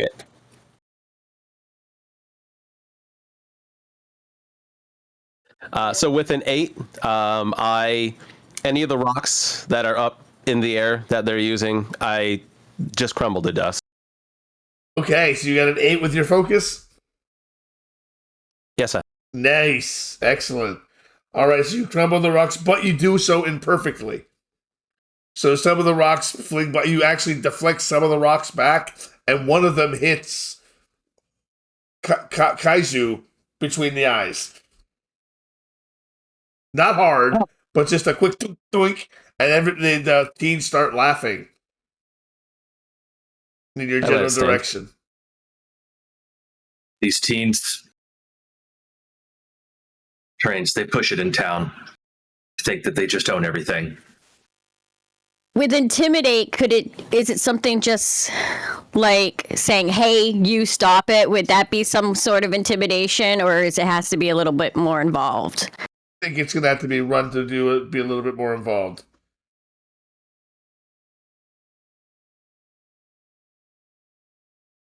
How would you like to intimidate? How would you like to intimidate them, Yeah, Ellie? so that should be doable, though, right? Yeah. Yeah, it is doable, but how would you like to intimidate them? Well, Yes, I keyword? mean, they're Sorry, I'm just asking because the icon has a tradition thing. I have my prohibitions. Now, would you consider incidentally, like the consequence of the roll, the pebble pinging him in the face, would you consider that beginning a fight? No. In this Absolutely instance? not. Or, okay. No, absolutely not. Okay, so it's not a conscious decision. Okay, sorry, Right, I just wanted to ask. Okay, Ellie? Yeah. well, kind of like, in the beginning when we were first learning how to do basic moves, like they're bullying other people, and she just want to get them to stop somehow. Could she use like her fire to like not throw it at them, but kind of like make a spark in her hand to intimidate them? You may attempt to, yes. And if on a hit, Right. I get to choose what they do. On a 10 plus, you choose from the list of what they do, what they can't do. Okie dokie, let's see what I get. Do you have Steve, higher that's passion or very cool. creativity? I have a +1 in passion, Solid. so an 8. That is an 8. All right, so that is a hit. I get to choose what they do.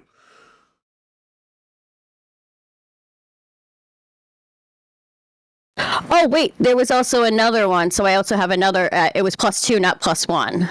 So that is still a 9. So it's still just a hit. Almost, but yeah, it's still them, Yep, though. it's still just a hit. So what they're going to do, the big baby-faced one kind of like jumps up and runs out the back of the cart and kind of just runs to another one, and his friends follow him.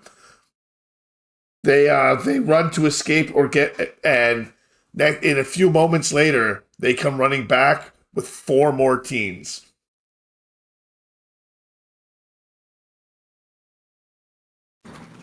Well, I mean, I tried something. I thought that worked. It did. They just went and got so back too. up.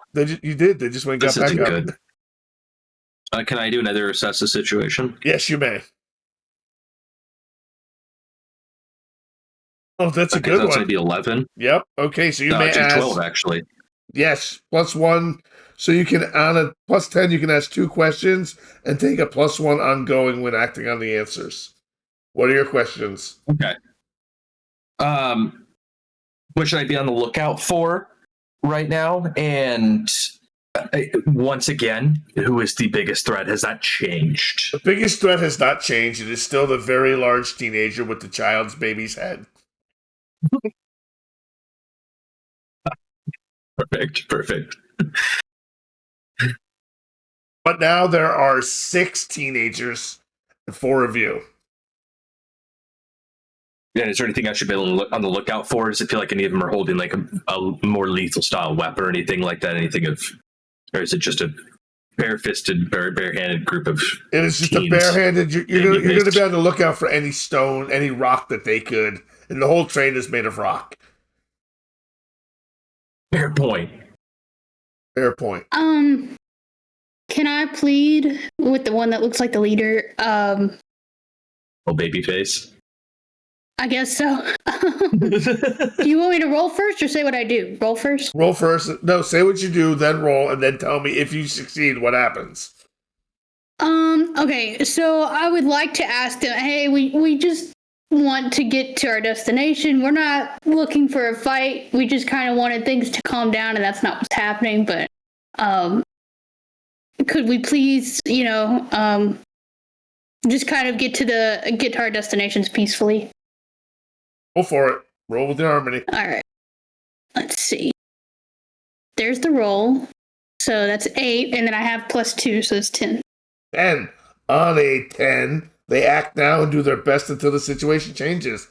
The baby head looks to you and he goes, okay, all right, that's fine. Come on, guys. Let's go, tunnel snakes. Let's go. Tunnel snakes. Thank you. We appreciate that, fellas. and they retreat into another cart away from you. The rest of the train just sort of begins clapping slowly, and into erupts into a big clap. As the whole train, the four other elderly people on it, seem to all collectively sigh relief.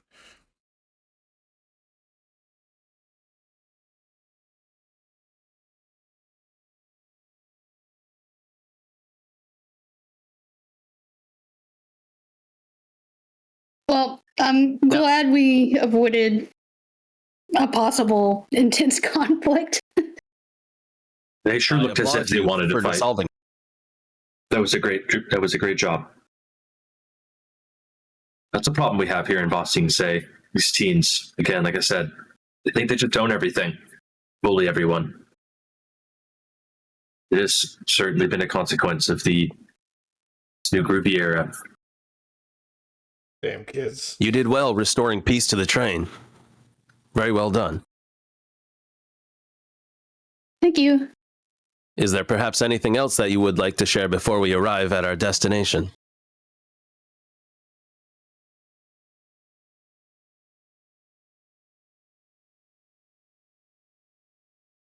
Train. Share?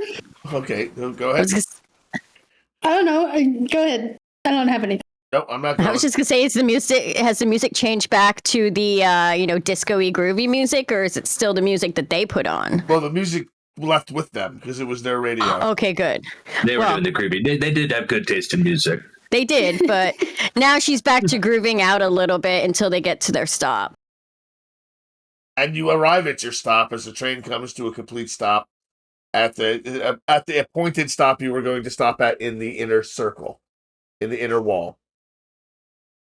The inner wall has completely transformed. It is now a stellar metropolis. There are large skyscrapers, massive apartment buildings, shimmering neon signs everywhere. Sotomobiles, but newer sotomobiles, newer, groovier electric sotomobiles that run on hydroelectric water. Nothing uses combustion engines anymore. Everything is using some other type of element other than fire to move along.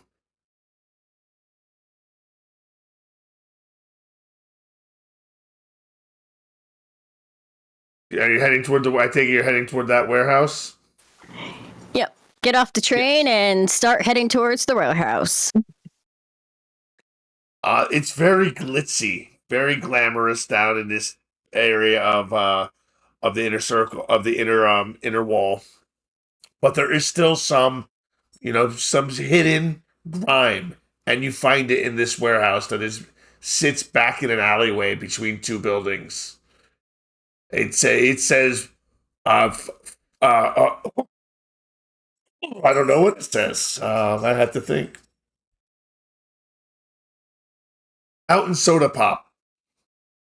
The greatest soda pop in Ba Sing Se. It's a soda dispensary.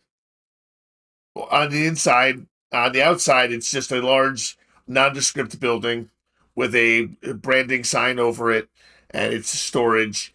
And on the side, it says entryway for group therapy. Closed. This looks to be the place.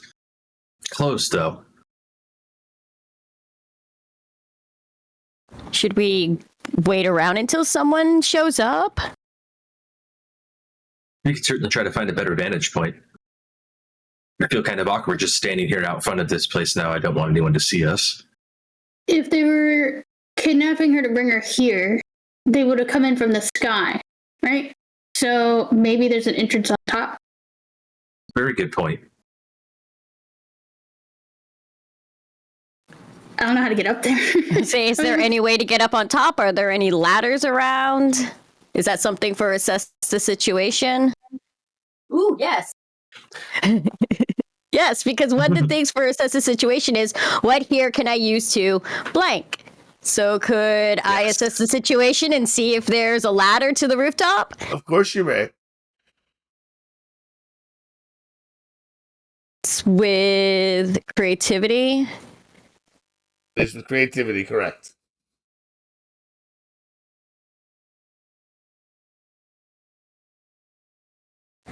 Oh, boo. You do not find a ladder. Sai could get up by himself, but he's curious to see how everybody else would think of these things. Could I also assess the situation, but I would like to what is my best way out, in, or through? What was that again? To enter through? Okay. Yeah, which way, so I would like to assess the situation, except I would like to ask what's my best way out, in, or through. All right, so roll it. So that's 8, and then creativity 9. All right. So you ask your question. What is the best way out, in, or through? So I'd like to know in, or, yeah. The best way in is probably through the door. And thank you for the raid, Logan. I really appreciate you, buddy. Oh, Welcome into Avatar, Raiders. everyone. The best way through is through the front door, Brooke. Because while it says closed, it is slightly ajar. Ooh. good spot. So does that mean that we can all just walk through the front door now?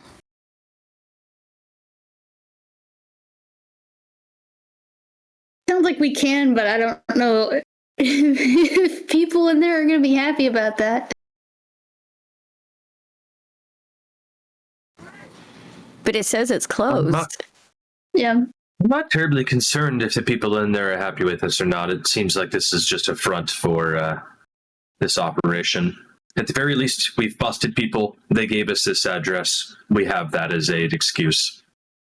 Yeah, we could just act like we think it's still a pop dispensary that we're Well- walking into. Yep. Well, let's just go walk through that front door then.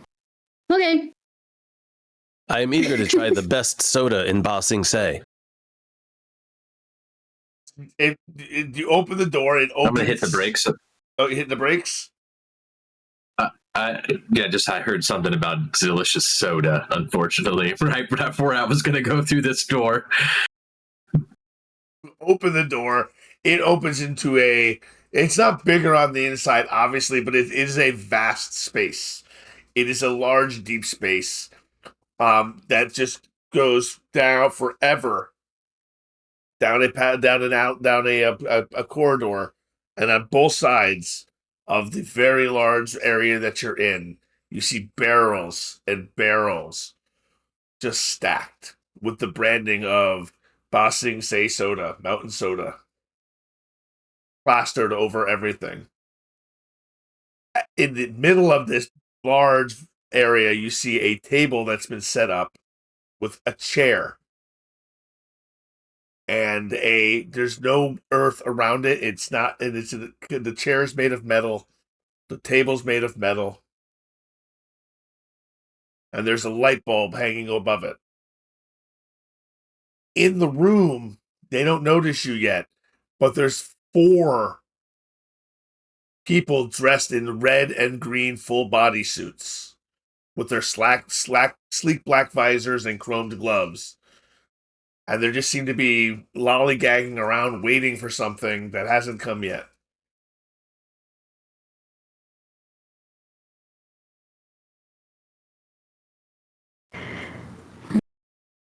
This looks to be the place. I think this is where they were to take the speaker of the circles. And, her voice is going to be low so that no one else can hear. Well, what should we do next? Do we just go up to them? Or do we find some place to hide? Are there city authorities we could tell that they're here? What if the authorities are on What if they are the authorities?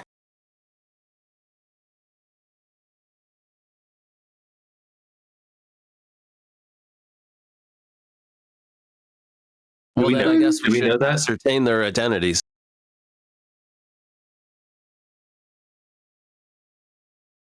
Sure, that's the smart thing to do. Just walk right up to them and get their identities. I could try to create steam in the room to kind of make it hard for them to see everything going on, and then we could try to capture one at a time. Something like that. There is a lot to hide behind in here. I could walk up to them. I am somewhat naive and use that as a ploy. You just want to go in there and ask them for some soda pop? And yeah, well, I've never had any, so yes, and you could use that as a distraction. So Saya stands up. Excuse me, good sirs. I've never had soda, and the sign said that this is the best soda in all of Ba Sing Se. Where would I get some? As you say that, see that the four, because you guys didn't even assess the situation when you came in there. The four of them look at you, and they don't say anything. And then out of the rafters, two more descend down on their metallic grapples and hit the ground, and then two more from the sides just going to sort of come out from behind some soda pop barrels. Oops. And then you notice, Clever girl. Exactly. And then there are now 8 of them. I just want some soda. What does that take so many people? Can I start making the room flood with steam to kind of obscure their vision with the rely on your skills and training? Assess the situation first to see if you can find an appropriate water source to do that with. Yeah, okay. Assess the situation, which is creativity. Yes. Soda pop, right? Soda bender? What? I mean, soda pop. It feels like that'd be a liquid, right? Could you bend soda pop? There's plenty of... I would think so, but I guess the storyteller would have to decide. It's in metal containers. It'd be pretty difficult. Oh, that's fair. Well, as long as I make it shake a little bit, it'll just pop out. It'll fizz. Can I assess the situation and see if there's anything that I can not set on fire to set something on fire, but to set enough fire to catch their attention and maybe go over there to it? Let Brooke assess her situation first, and then I'll answer your questions. All right. So I rolled a 6. So the situation is creativity, which I have 1, so that's 7. May I ask a question? And Okay. What here can I use to make steam? there are pipes that are running across the there's condensation on pipes running across the roof of the building, the ceiling of the building, and they're dripping a little bit. So you might be able to. You probably wouldn't be able to make steam yet because it's not hot. It's cold water, but if someone heated it up, you could probably make steam. You could make steam. Can I make the pipes burst? Yes, you can make the pipes burst if you do rely on your skills and training and succeed. Cool. Okay, so that one is focus. But before you do that, I want to do the situation for Kashi. Sure.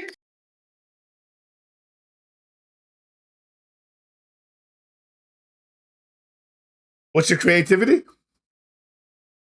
You're muted. It's 0, so I've got a 9. All right, so you may ask one question. Is there anything that I can set on fire in here for a distraction, just to cause a distraction? Like a trash can. Are you trying to trick? There isn't anything flammable. But there are pipes that are leaking water along the top of the. You might be able to heat the pipes up if you work with with Ayami to create steam. So, hey, Ayami, do you want to make some steam?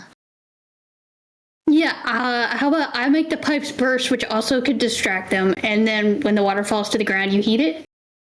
I could also just heat the pipe so that the second that you, oh no, wait, no, because that might burn them.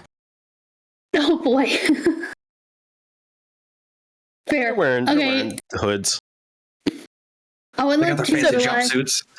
So we could go with what you said. You can break the pipe, and then I can see if I can't, heat it up, and you could turn it into steam. All right. I would like to rely on my skills and training to make the pipes burst. Ellie, you are doing what is called helping. So mark 1 fatigue on your sheet, I can do that. and you give a +1 to Ayami on this roll. All right then. So then I am doing rely on skills and training. Let's roll. Oh So my that's- goodness. Nice. That's 11. Okay. And I have the one What from happens you. with Ayami. And then I That's a have the nice one with the 12. creativity. All right, describe what you do.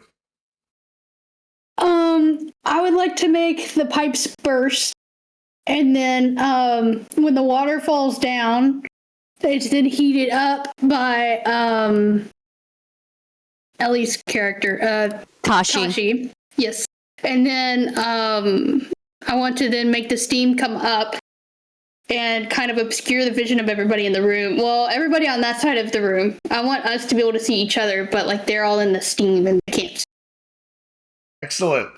Fantastic. As you do that, we're going to enter into a combat exchange, and they're going to have negative statuses on them to begin with. You're going to have caught them off guard. They're stunned. So they can't act or respond for a few seconds until they steady themselves. But we're going to go into what's called a combat exchange.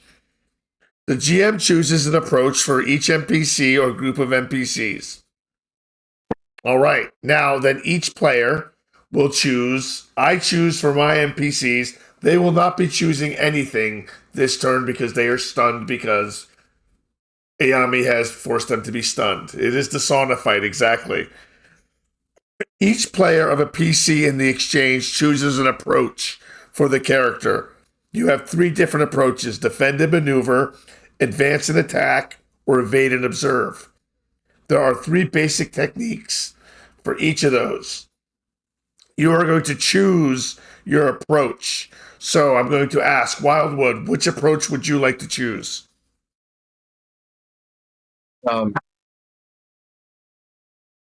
I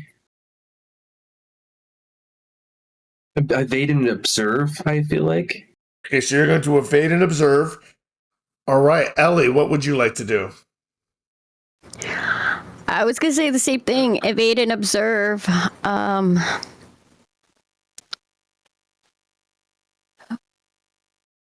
Okay, Yeah, I'm gonna. Yeah, evade and observe definitely. Saya? Also evade and observe. All right, and Brooke? I would like to. I was looking through all of the options. I think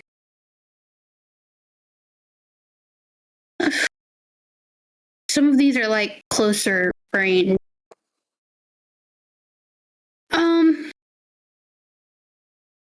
I would like to.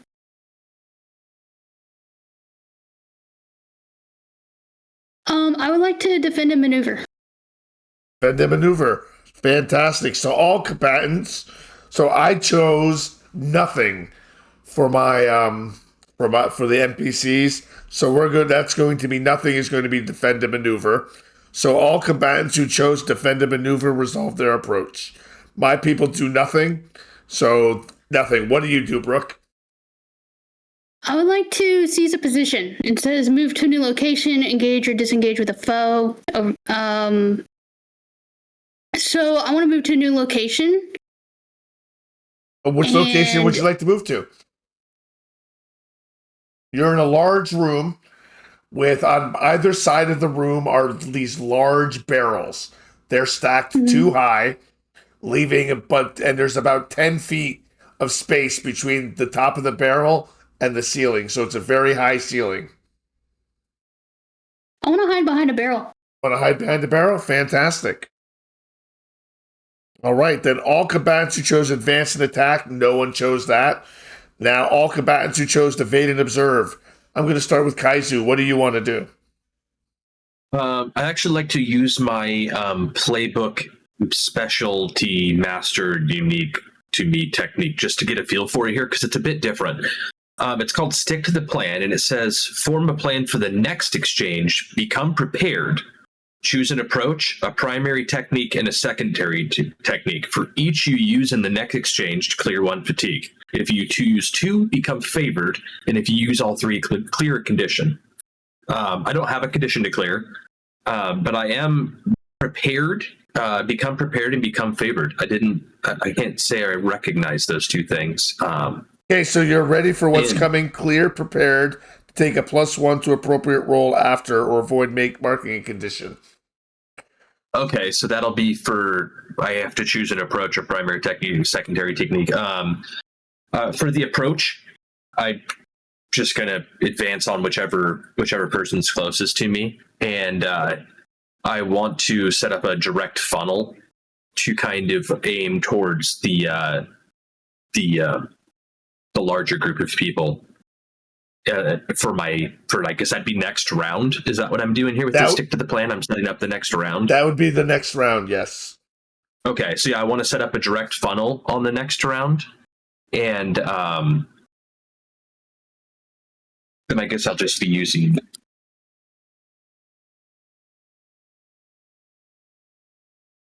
All right, so that's really all I can. I think that's all I can do right now. We don't have a whole lot of stuff. You don't have a lot of stuff. That's my plan then. Essentially that.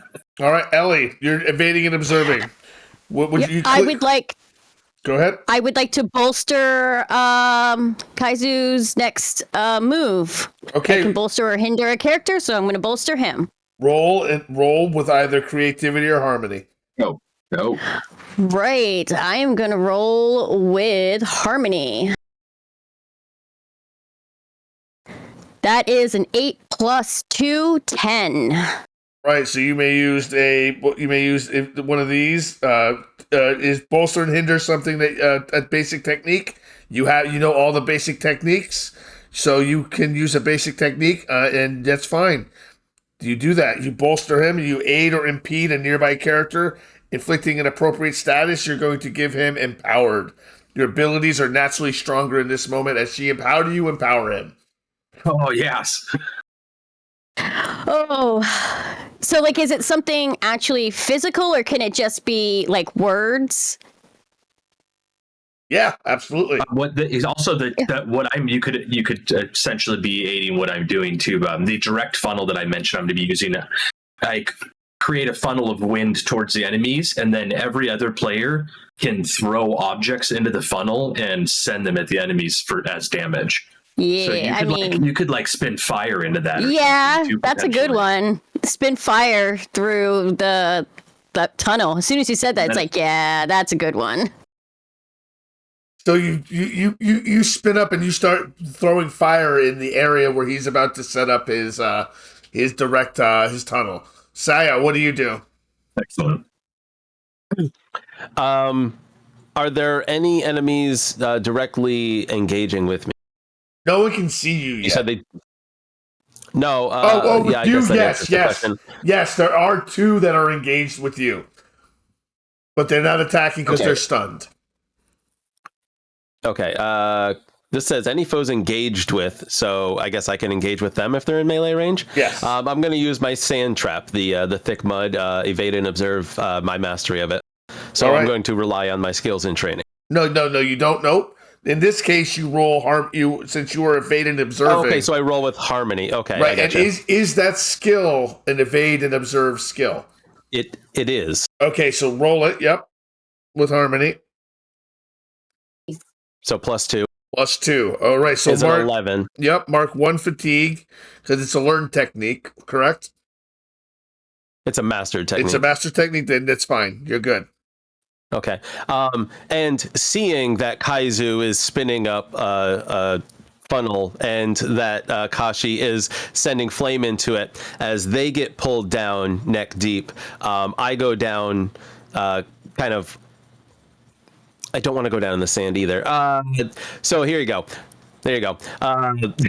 Saya drops down on his back and lays a hand on the ground at the foot of each person, and quicksands them into it, and then kind of moves himself away, seeing the flame tunnel that building. Okay. He's on his slate board on his back. That brings us to the next exchange. All right, so I make the choice for my NPCs. I do not tell you what that choice is.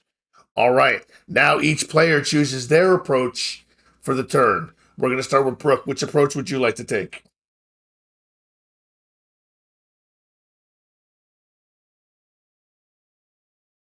They don't see me yet, but Hope they don't see you yet. not really. Yeah, but that's not gonna be helpful because I'm not engaged. I think.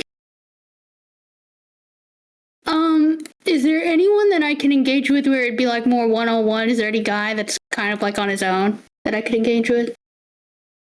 Most you could probably pull one kind of away from them if you wanted to. Well, I guess I'll defend a maneuver because we're just choosing that right now, right? Yeah, we're just choosing that right now. Defend a maneuver for Brooke. Wildwood? In order to stick to my plan properly, I am going to advance and attack. Advance and attack. Okay. Kashi. Am I also moving with him because I'm aiding him, You can. or can I do something else like a defended maneuver? You can do something else. You can do a defended maneuver if you want. Yeah, I'm going to do a defended maneuver. Okay. Saya. Sorry, that's not my name. Reading. I'm going to defend and maneuver as well. All right. So I reveal what I chose for each NPC. The NPCs all act as one. It's a group. They are attacking and defending. They are attacking and advancing and attacking. All right. So all combatants who chose defend and maneuver resolve their approach. Hands up. Who chose resolve and defend and defend and maneuver? And me. All right. My hand is up. Your hand is up. Theoretically. All right. So Brooke, you go first. I would like to try Breath of Ice. It's a learned move. Okay. I become ready to breathe shivering cold upon any foe that becomes close to me. Any foe engaged with me at this point would also be impaired, but there's no one currently engaged with me. But I would be ready to do that if anyone gets close. All right. So we got to roll. On a 7 to 9, on a 10, you can use it. On a 10, I can use it. On a 10, you can use it, and you have to mark it fatigue. Okay, so I rolled a 10. You rolled a 10, so mark it fatigue, and you use your learned technique. Okay. So now I think it just means that I'm ready to breathe shivering cold if anyone gets close to me. Okay. Fantastic. So you power up and get ready to breathe shivering cold on somebody. All right. Ellie, what do you do? Defend a maneuver. I would like to try Fire Whip. It's lash out from a distance and mark 1 fatigue to inflict 2 fatigue or a condition. And then the enemies must mark 1 fatigue to get close enough to attack me in this exchange. Is it is it a learned technique? Nope, it's a master technique. All right, so roll for it. On a 7 or 9, you can use it. On a 10, you can use it as well. What did you get? Womp womp. Womp womp. Okay, so on a miss, you stumble, but you can shift your balance away from the center to use one basic technique if you want. You to use one basic technique. But you have to move your balance away from the center.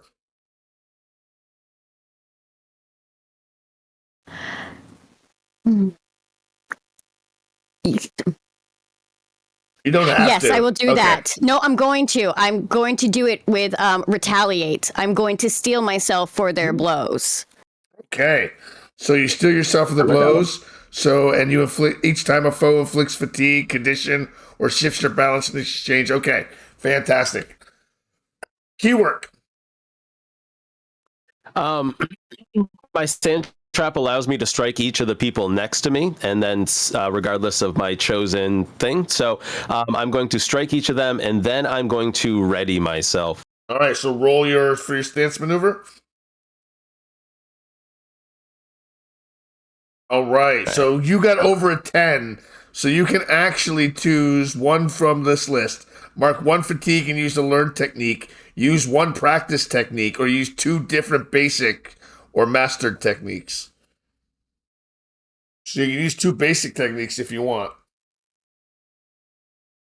I'm just attempting to strike them. So rely on my skills in training them? You can't strike them because you chose to evade and you chose defend and maneuver. No, hold on, boss. I preface the whole thing.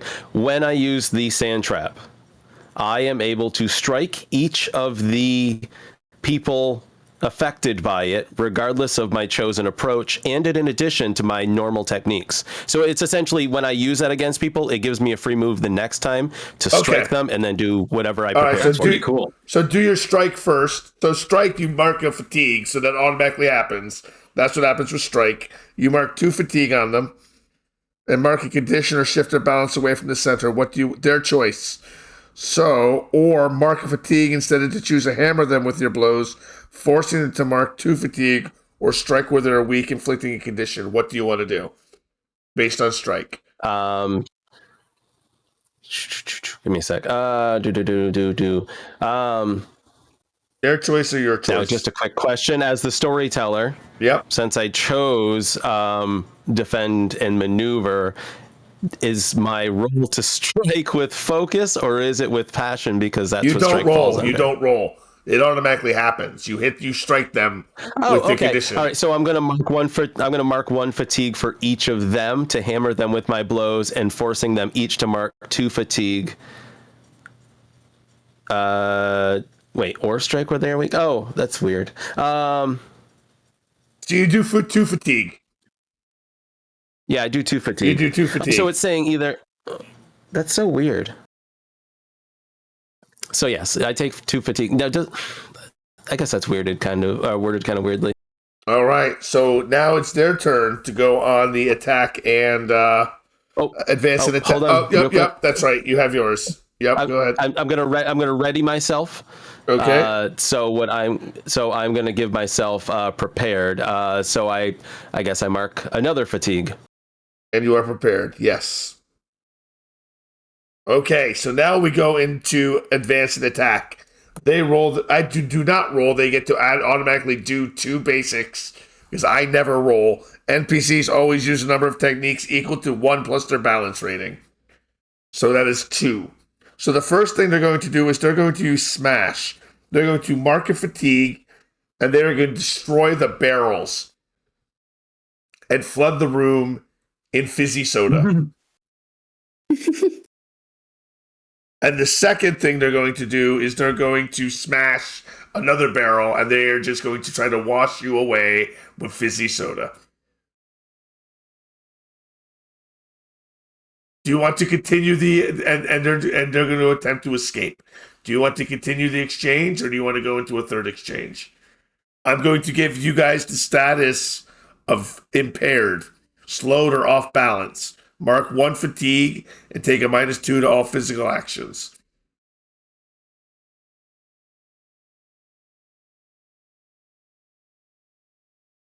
It's one or the other, right? No, it's you are slowed. Oh yes, just take 1 fatigue, not the -2. Just take the fatigue. Okay.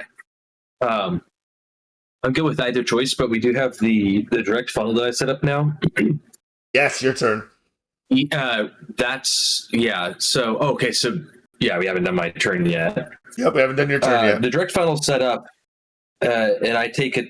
Looks like I take a fatigue just for setting it up. Yes.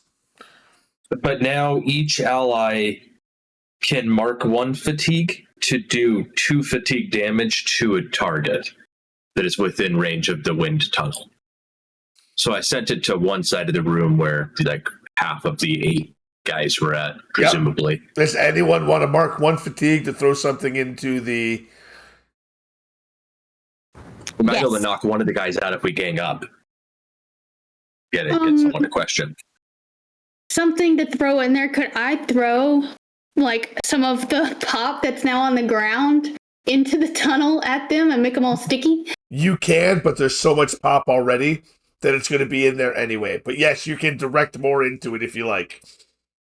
What if I throw it like at their face so that they like get impaired or something? That's fine. Yeah, just mark a fatigue. Okay. Flood that soda into this whirlwind. It's on fire too, so now it's like piping hot soda being flung in their faces. Soda steam instead of soda stream. Hot There you go. sugar. Fatigue. Ow. All right, so roll it. Oh, do you Okay, have to so I roll? still need. Sugar. You don't have to roll anything, do you, Wildwood? No, I don't think it's anything rolling. Everyone could basically just, if they want to take one fatigue, they could throw 2 at someone. And this was what was this one called? Directed funnel. Inflict 2 fatigue on a Yes. target within reach. Okay, so as the whirlwind whips around, the soda sticks all the remaining guys together, knocking them all out in one big bundle on the ground, where the sugar that got superheated by the fire fuses them all together in one big Baja Blast ball. Ow. Because this is NPC. Sticky. This group of NPCs was an NPC group, and you just knocked out all its fatigue, and you have defeated the group. Aha! The sticky pop made them stop. What's up, Saris?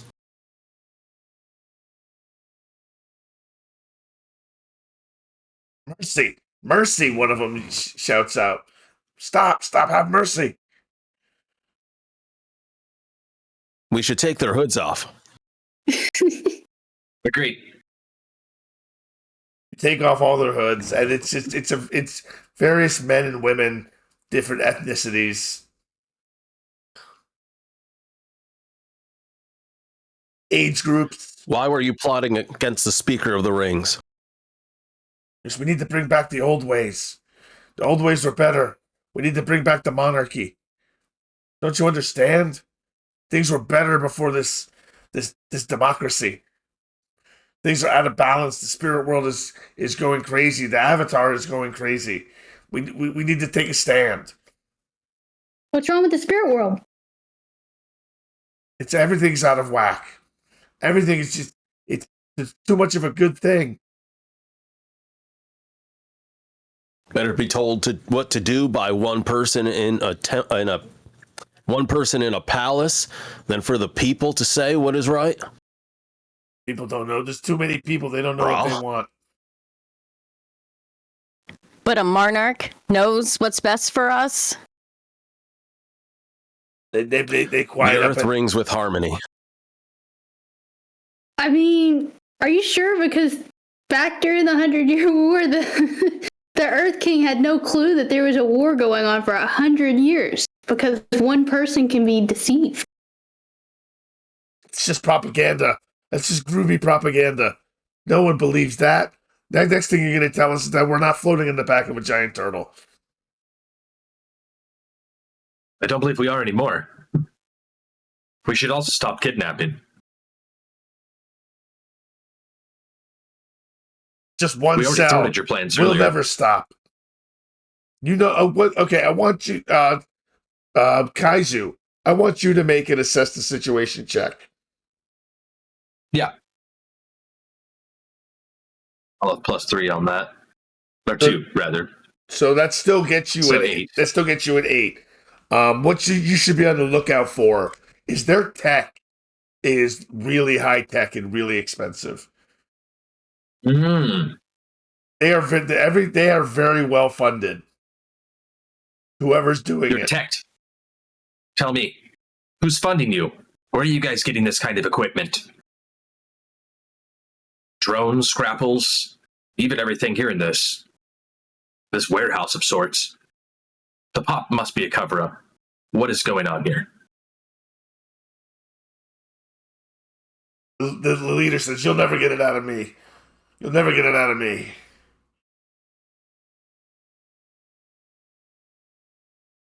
Let's see. What was the one that my skills weren't good at the threat? Somebody was has it? Intimidate. Passion. Whomever has good passion, use intimidate. Exactly. I don't. Do we have any? I have just 1 plus the extra +1, so 2. That's good. That's pretty good. That's in this system. That's That's as high as good. you get. That's That's as bad as you get. So I can try to intimidate them again, like I did with the kids on the train, and kind of, flick up a fireball, and hopefully that intimidates them. Start cooking the goo ball that's around them. You don't I want could all also do sugar that. melted on you guys, right? Since I look over to Kashi and her fireball, so she's prepping up. Roll your intimidation. And I should roll for that? Yep.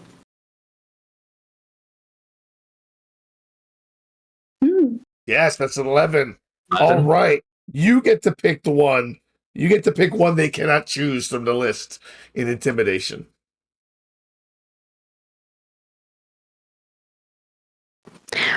Well, since I am trying to intimidate them to get them to, like, talk more, I'm going to have them give in with a few stipulations, right? No. You tell me one that I can't choose.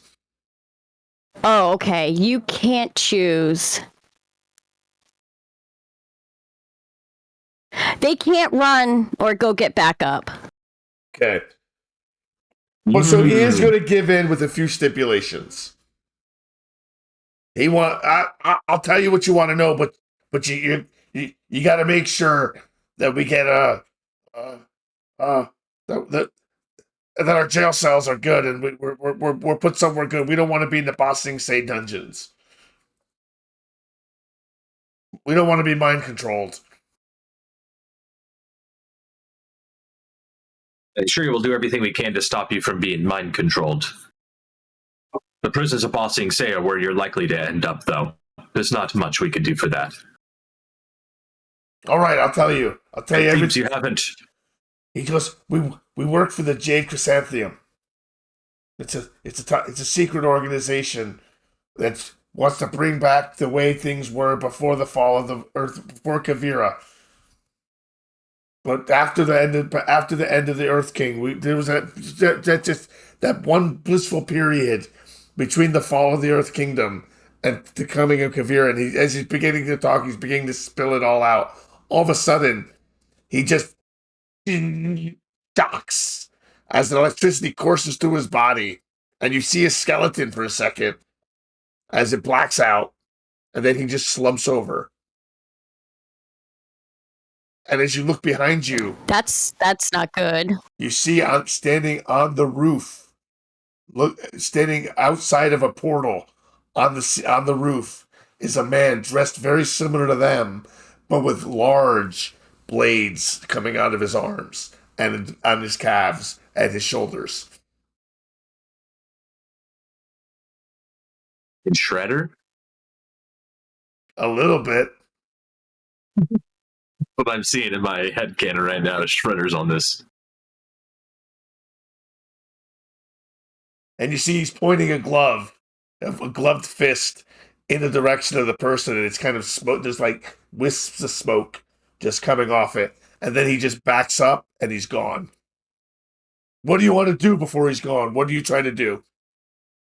Can I use water to try to grab his ankle and pull him down? You could rely on your skills and training to do that. Yes. Okay, so rely on skills and training. So I meant to do this earlier. If I can, out of my moves on my character sheet, one of them was Trusty Talisman. You have a specific weapon, tool, or item you believe is crucial to your training and abilities. You can roll with harmony instead of focus when you rely on your skills and training. I forgot to do this. So I'll still do the same roll, but I have different bonus. Roll. So that's 4, and then 6. Okay, so I still failed, which is not good for that. Brooke's the only one who she spoke up quickly, and she whips a water whip, and he just lifts his foot casually up over the whip, and then down as it proceeds, and then just proceeds to step backwards into the shadows and disappears. At that point right there is where I'd like to call game. A little bit of a cliffhanger, and we'll pick up next time at the exact same spot. Yes. All right. So, what did you guys think tonight? That was fantastic. It was fun. It's very interesting. How's the system? It's a good system. It's a fun system. It's different, but I feel like I like, at the very least, I like that we role play out our successes, and I think that's a really cool twist. Especially, it's just different than we do. It's nice to do something different than we do commonly. That's cool. All right. So before we It's do been the outro question, the outro that we usually do, there is some gameplay we have to do first. We have to do the question, Oh. the growth questions, and you all have a growth Yes. question in your playbook as well that you have to answer. So I'm going to go around and I'm going to ask the growth questions. Keyword: did you learn something challenging, exciting, or complicated about the world? Entirely so. The world is a fascinating, huge place. And hot dogs are delicious, despite the name. Did you stop a dangerous threat or solve a community problem? I like to think so, the second one, but the first one definitely did. Yes. What did you stop? You have to verbalize it. The attempted kidnappers. Okay. Oh, excuse me. Yeah, the attempted kidnappers in the beginning. And did you guide a companion towards balance or end the session at your center? I cannot say that I've done either of those things. No. You're not at your center? No. I think he no, started off center. I'm shift. No, I started off one towards roll. Okay. All right. And what is your playbook question? Did I accomplish a feat worthy of my burden and tradition? And I would say that I have, yes. Which is interceding in the attempted kidnapping and the pursuit of the coalition of those who attempted it. Right. So you mark off 3. So each mark you gain growth. So you gain 3 growth. At 4 growth, you get an advancement. Ellie, did you learn something challenging, exciting, or complicated about the world? Definitely. Watching. Oh, something complicated. Did I? Yeah. Can you ask the question again? I'm sorry. My brain is like.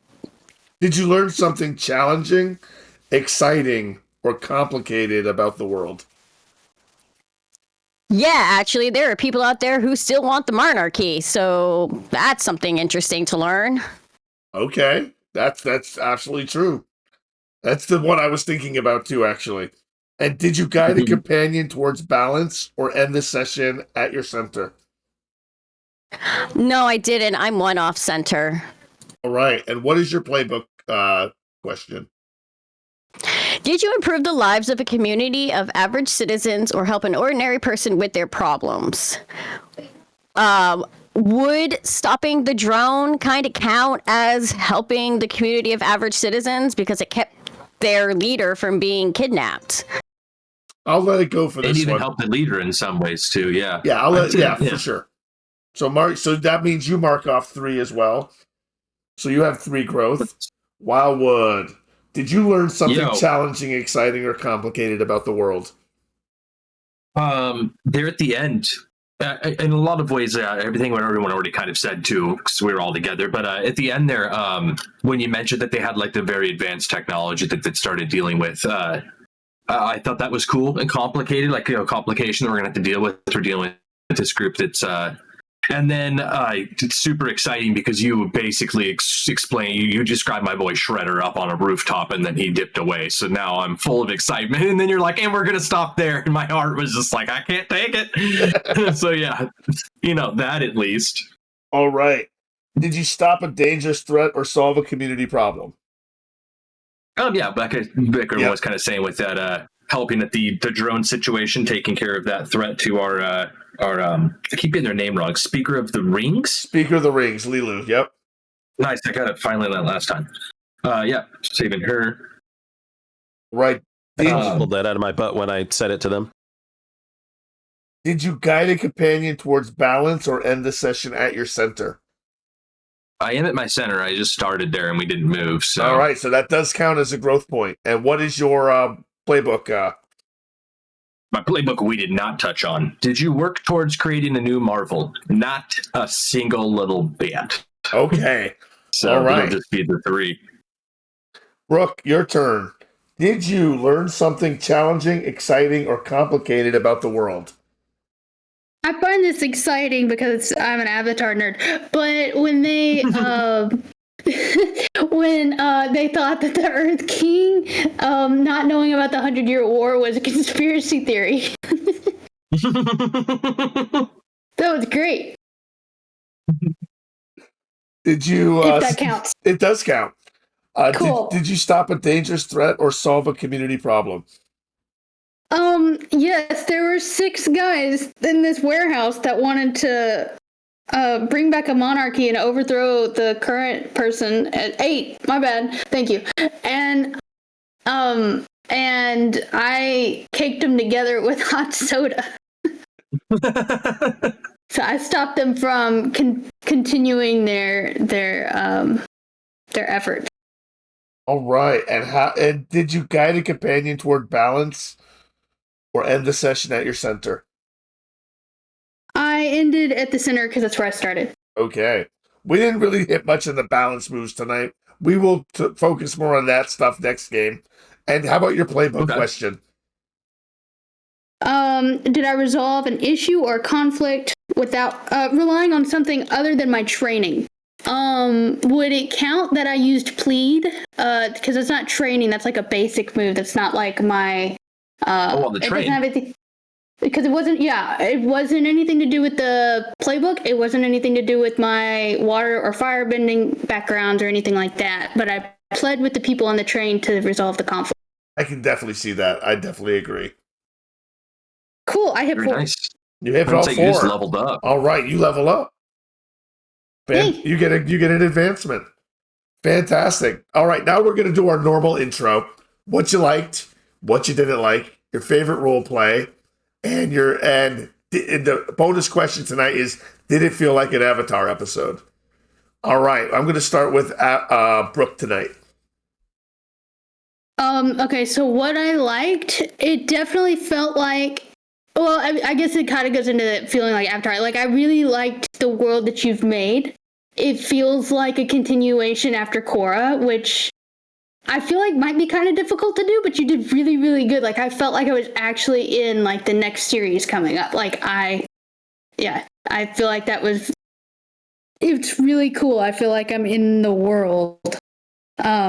So that's what I liked. What I didn't like is how long I took to decide on moves sometimes. I need to kind of I already had read through them, but I want to read through my options again.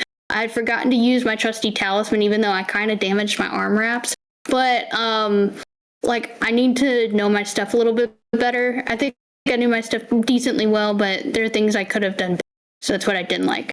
And then, yes, it did feel like Avatar a lot. All right, I think you did great, so don't be so hard on yourself, I'd say. All right, Kaizu. Yo, dude, that was fantastic. Especially, I watched you guys doing Sailor Moon recently, and I was like, I want in on this like fun, more cheerful world and stuff. And gosh, this is just scratching that itch like crazy. I also agree. I have a lot of likes, and they mostly stem from the fact that its conflict isn't just fighting. Like we had 3 different conflicts happen, and they all felt like they were varying degrees of how much we had to actually fight someone. The first one, we just sort of stopped people. The second one, Ayami actually talked it out, and then then we really had a nice tussle in the actual warehouse, which was fantastic. And I also agree. The only thing I didn't like was the combination of still learning the moves, and then I didn't go in with the mindset that it's not exactly me that should be performing every move, because it's like I have my +2 to my creativity, which makes for me doing 2 of the basic moves that our team needs to do a lot. Like, it sets the situation I'm a very adept at. But then I need to realize, like, I need to back off, because I don't have any passion to do anything like that. But Kashi's got some passion and can. So I feel like even kind of leans into having this be like feel like a real Avatar session, in the sense that each one of us is kind of good at certain things, and when we start to feel that out, the person that just knows, hey, I'm good at doing this type of role, can just really step in and be like, I'm going to do this very in character thing. And it'll flow really nicely. And I think that's going to just lend to the feel of it being an Avatar show as well. It's a good system. I see where they're going with this now. Very cool. What didn't you like? Oh, you just said that. What did it feel like an Avatar episode? Yeah, totally. I think we did a good job with it. And I could kind of see when people were going to describe something, and then you could kind of see like the pivot where they wanted to add some Avatar, like, fun kids television animated kind of, don't do this very vicious thing, but make it more playful and do it. We ended up wiping out a bunch of guys by covering them in sticky pop. Like, we definitely went away from our normal werewolf vampire intuition on how we should handle combat there, and it's great. In that sense, it very much felt like it's great. Ellie. My God, this was so much fun. It is completely different from Vampire, because Vampire was, the first thing that I've learned how to do a tabletop with, and now I'm coming to this, so it's a huge change, and I absolutely love it. I love the worlds you create, and this one is no different. It's, beautiful. You can see the color almost, and I can't picture things in my head, but even with your descriptions, it's like I can feel like that carnival that we were in. It was really great. I don't want to say it's what I don't like so much, is that there is a lot when it comes to the moves, trying to, figure everything out, especially, still being new to this. And it's something more for me that I dislike, because it's like, I should know this better or something. But like everything else, doing it more, it will get better. And I don't know if it's like an Avatar episode. I've only seen one episode. And based on that, sure, this feels like Avatar. Excellent. Fantastic. You were... I totally get what Ellie was talking about, as far as it's not liking the newness, but it's necessary, right? It's like anything. We are always new. And it's the one thing that's interesting about this is it puts so much on the players as opposed to the storyteller for knowing the stuff. As it is, there's a whole bunch of stuff for my sheet that I'm going to have to talk with you about how it works in regards to the game, but it's specific to my character. So that's a very interesting thing. The only thing I didn't actually like is my kind of headspace today, where I didn't feel like I was ever prepared when it was my turn for some weird reason, and I wasn't as, I guess, elaborate in my descriptions as I had hoped to, given the setting and things like that. But yes, it entirely felt like an Avatar episode. It's like it was so easy to picture everything taking place in that world, with the descriptions, with the characters, and with the players, with everybody doing their things. I really like the game system. I really like how, like we talked about at the break, how open it is, how free it is for us to describe what happens when we hit successes. I also like the 2d6 and how we roll for the different things. I think it's interesting with the approaches, and also part of the newness thing is kind of learning. Like at one point I advised Ellie, it's like, oh yeah, you have to fill in your stats for the little red bracketed stats on your sheet, because I actually had to go double check that in the book, and that's how your stats are supposed to be. When you evade and observe, you regain a fatigue point. I actually am not familiar with how fatigue works as the hit points. I guess that's the one kind of confusing thing that I got to read up on. But yeah, I had a freaking blast. It was so cool, and I definitely felt the anime vibe, like Wildwood was saying. Fantastic. Excellent. All right, my turn. What I liked about game tonight, it was very different than Vampire, Werewolf, Wraith. Very different than all of them, and it was a lot of fun to be a little bit silly, a little bit more... to show that I can, because I come off like such a grump during Marvel. I want people to know that I can be silly. We can have some fun. We definitely can. It's great. What I didn't like, nothing. I thought it was great. I expected some slowness, in the rules, and by session 3, we're gonna have this stuff down. down packed. People are going to get a chance more now that you've played it. You're going to be able to read the rules. I'm going to be able to read it with context now. Now that I've actually played it and done it, Agreed. I'll have context when I'm going through it, and it's going to make a lot more sense than it does. It's a beautiful book, everybody. I would definitely recommend getting a copy of it, of Avatar Legends by Magpie Games. Did it feel like an Avatar episode to me? I think it did. I had I think it went really, really well. I want to thank everyone for sticking around and coming to hang out. Chat, what did you think? What did y'all think? I know who who we're rating out tonight. So nice.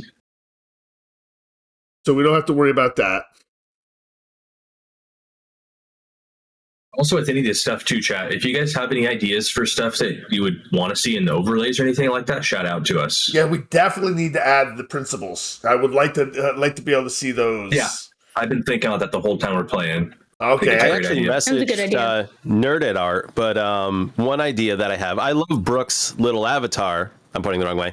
I actually messaged Chelsea, not knowing that you did the overlay Wildwood, but I think a little portrait of my character here, and like one, on the corner for Ellie, and then one on the corner for you, just so people kind of know what our characters look like. I think that's fantastic.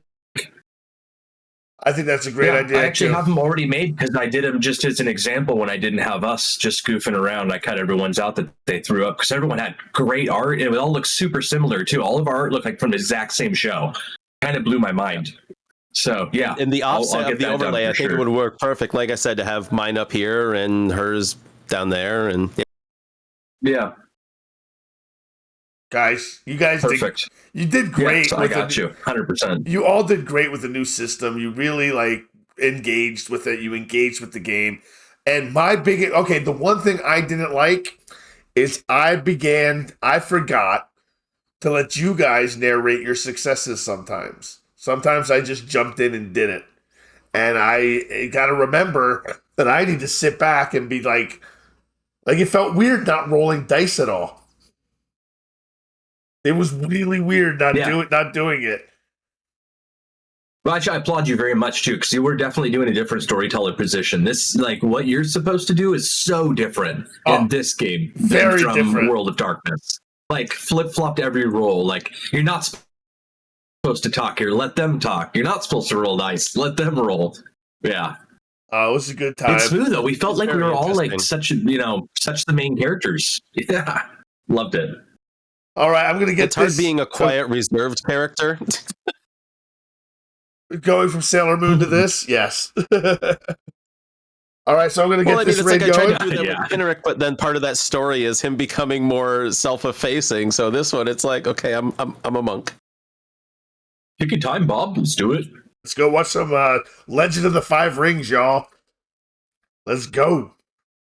I love L5R. Thanks for hanging out, everybody. Peace. Take care.